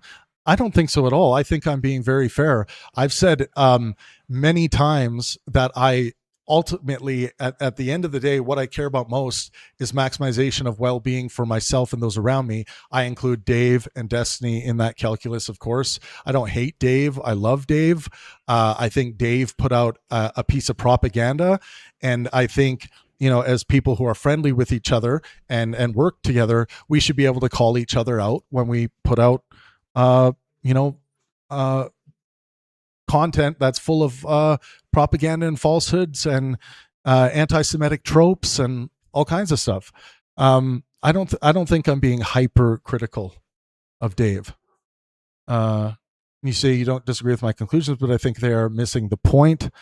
I think I've outlined where I see, you know, I understand in this moment Dave is pointing to a serious issue or a serious thing that is going on. That happened all throughout the the first 3 transcripts when I'm critiquing the video.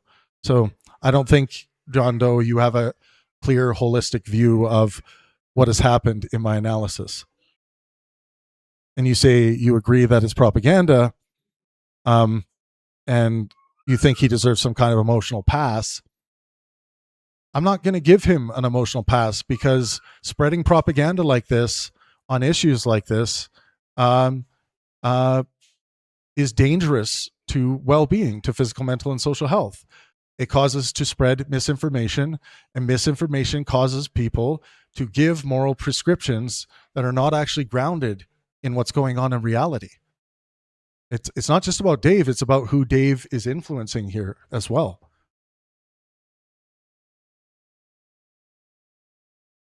Lord Held says, I think Dave, through his tweets, past videos, as well as this video, shows a pattern of anti-Semitism. I think there is there's justification to that. Like, I think if we look at the past tweets, which there are a handful, some of them have anti-Semitic tropes. Not all of them are anti-Semitic tropes. Like for example, blaming Mossad for 9/11 or alluding to that isn't necessarily an anti-Semitic trope. You'd have to draw some mind-reading lines to that. So there are things that are just wrong and conspiratorial that wouldn't necessarily be anti-Semitic tropes. But that's another thing that someone can study and that we can debate. Um,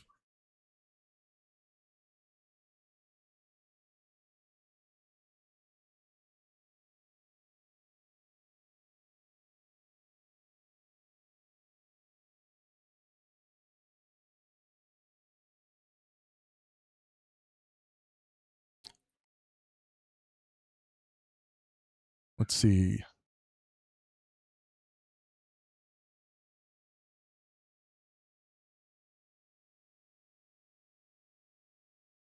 Aerobot says YouTube is weird. The problem is Dave is hypercritical as well in his own debunks and uses experts with such. So in a video like this, he gets information wrong is a problem. Yeah, I mean, over 40% non-factual.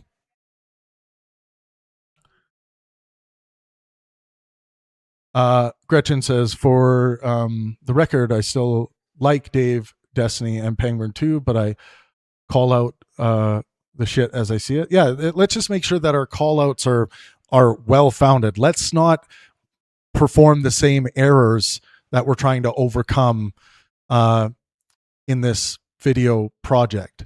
I wanted to also go through the quiz with you guys. We have a quiz to do together, and I'm gonna force you guys.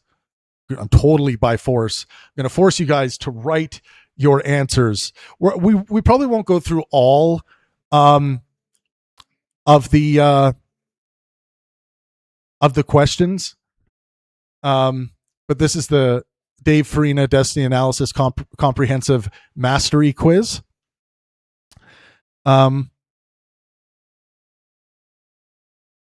So if you get 90 out of 100, there's 100 multiple choice questions based exclusively on the transcript, faithful, expert compilation, and claim ledger.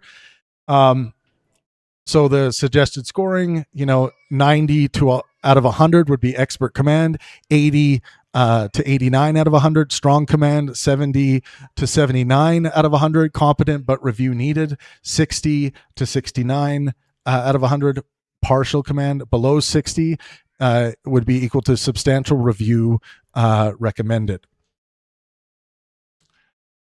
So yeah, let's go through a few questions and see how good we did here, and we'll see how good I did, because part of good sound epistemology is not just being able to fact check well, like I think we have done here.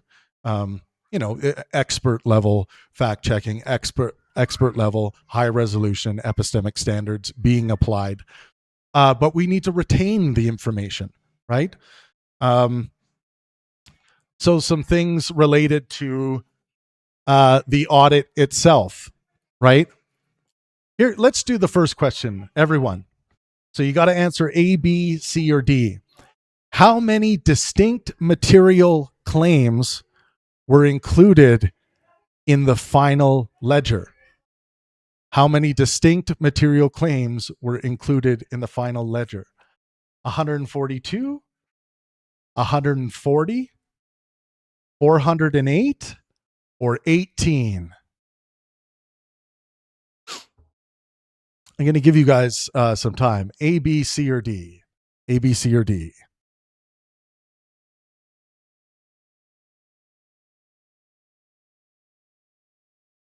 A, B, C, or D? I just have to check a few notifications. Dun, dun, dun, dun, dun, dun, dun.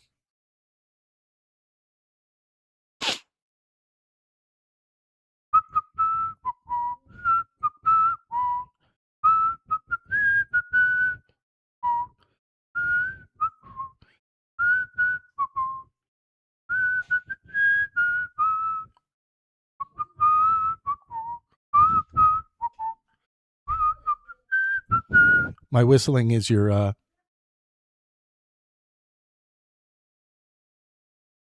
okay, we got Errorbot said B, John Doe said A, Someone said they didn't count. I'm not that terminally online to know that.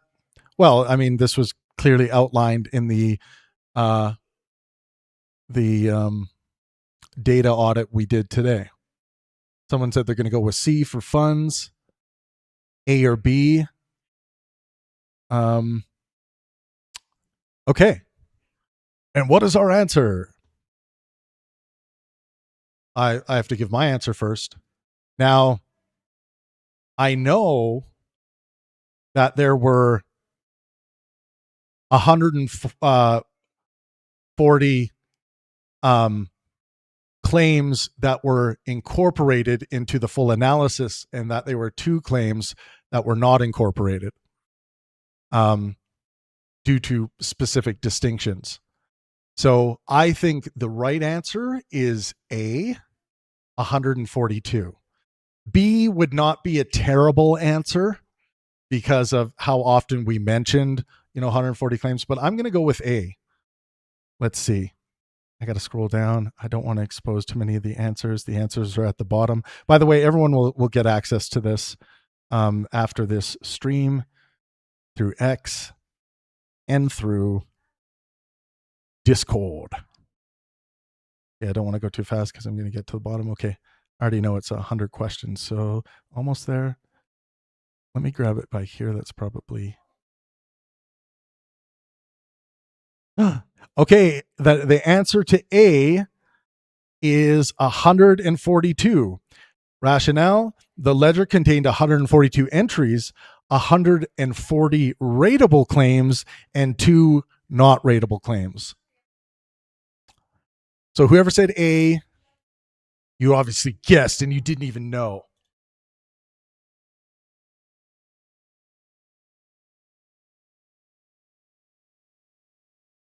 The purpose for anything I do at Pangburn is to maximize well-being, physical, mental, and social health for myself and those around me.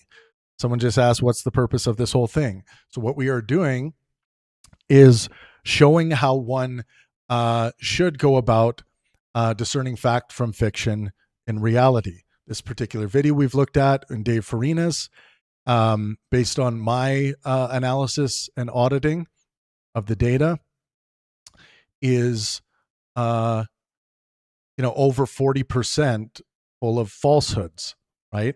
So we're trying to use this as an example to give a lesson on how to be more epistemically rigorous than what Dave demonstrated in this video, and what Dave demonstrates in a lot of the other videos that he produces, and where he gets a lot of the facts right. Someone said that's a bit crazy, but okay. No, I don't think it's crazy. I think it's morally virtuous if you care about maximizing well-being in the world, and you understand how much misinformation can cause detriment to well-being in the world. So let's do a question from October 7th, from section 2, October 7th, hospitals, influence operations, polling, and siege.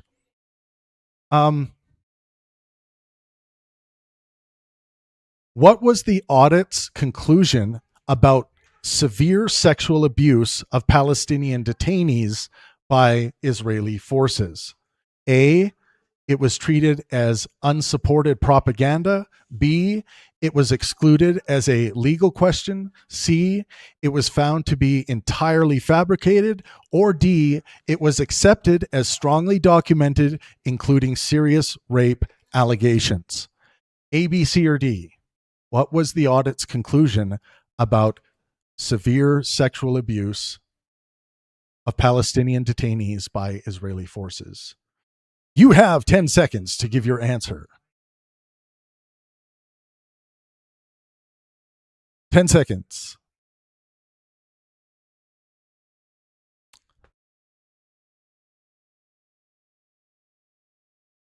10, 9, 8, 7, 6, 5, 4, 3, 2, 1, and 0.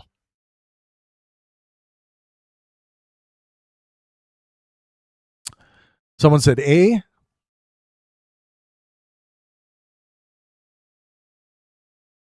Yeah, the audit's conclusion.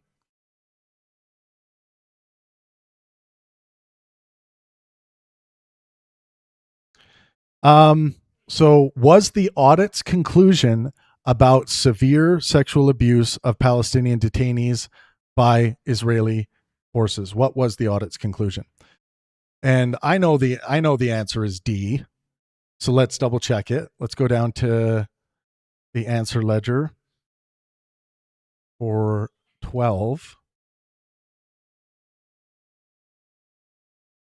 D. It was accepted as strongly documented, including serious rape allegations. Rationale: the audit preserved strong evidence of severe and systematic sexual abuse of Palestinian detainees. Let's do perhaps one from, let's pick a hard one. October 7, conspiracies, surveillance, civil liberties, media ownership, and nuclear claims.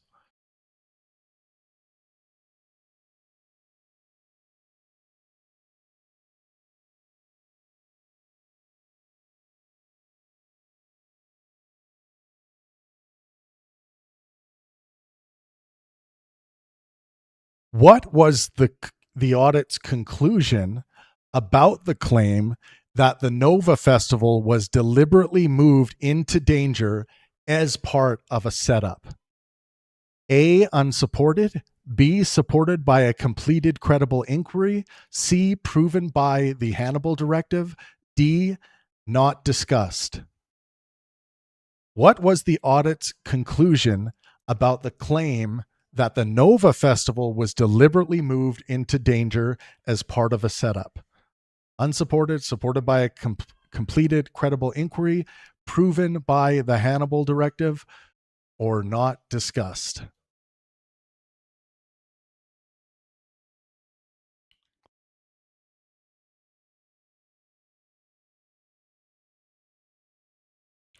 A lot of you are saying A. Well, I hate to inform you that you are correct. It is unsupported. It is unsupported that the Nova Festival was deliberately moved by Israel into danger as part of a setup. Okay, let's do one more.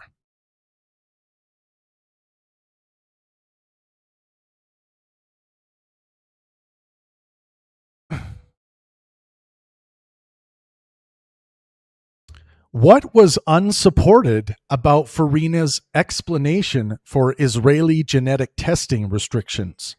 That regulations existed, that the purpose was to conceal that Israeli Jews are not Middle Eastern, that some companies restricted direct to consumer services, that court authorization can be required for some tests. One more time. What was unsupported about FARINA's explanation that Israeli genetic testing, or what was unsupported about FARINA's explanation for Israeli genetic testing restrictions? A, that regulations existed; B, that the purpose was to conceal that Israeli Jews are not Middle Eastern; or C, that some companies restricted direct to consumer services; or D, that court authorization can be required for some tests.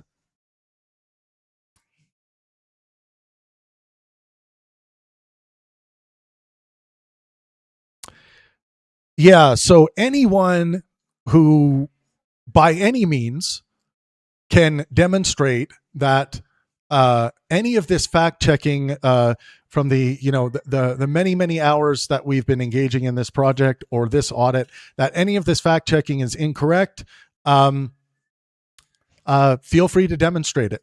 Send me your answers. Someone said guess is B. Let's see. People are guessing B. What was unsupported about FARINA's explanation for Israeli genetic testing restrictions? People are saying B, that the purpose was to conceal that Israeli Jews are not Middle Eastern. Of course, I don't even have to check, but that is correct. We go to 82. Scroll down to 82. that the purpose was to conceal the Israeli Jews are not Middle Eastern. Rationale: no documentary evidence supported that alleged secret ethno-national motive.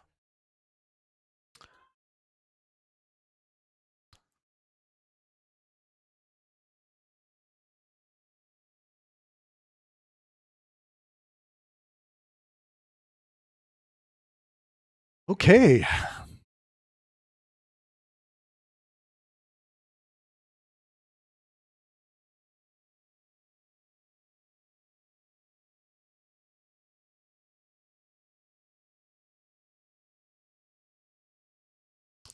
All right.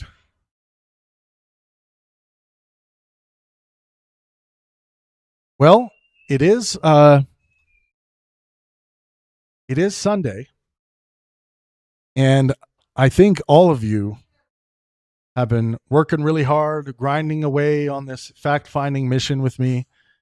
I think we deserve the rest of the day off, even though I'm going to transition over into getting a lot of this content that I've recently created edited down into things that are more accessible.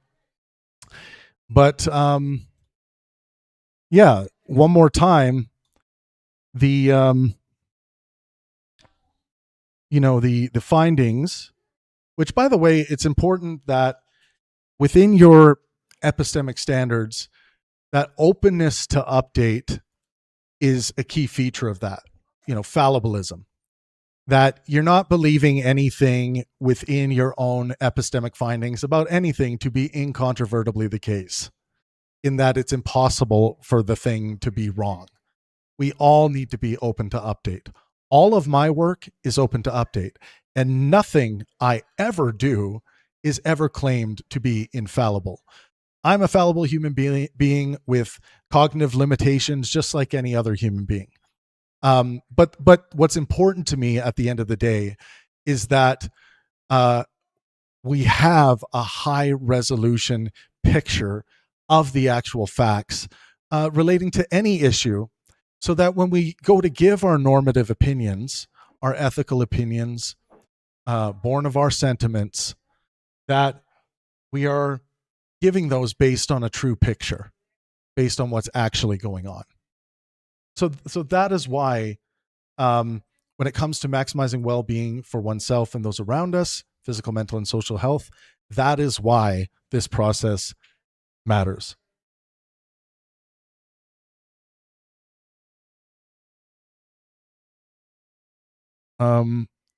Gretchen says, be open to update yourself and consider your allowance of the R slur on your platforms. Give it some thought. Yeah, I mean, in some cultures, in some cultural contexts, it's just such a common slur. It's a common thing to say.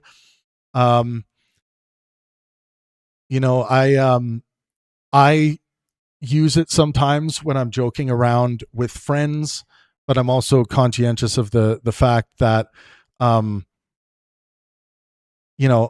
don't want to say things and use language that turn people off from the good we are trying to promote here at Pangburn. But also, sometimes I have live on the air and in videos have used, that word. And do I think it should be absolutely banned? No, I don't. Do I think people should be conscientious of the words they use, including that word, when it comes to I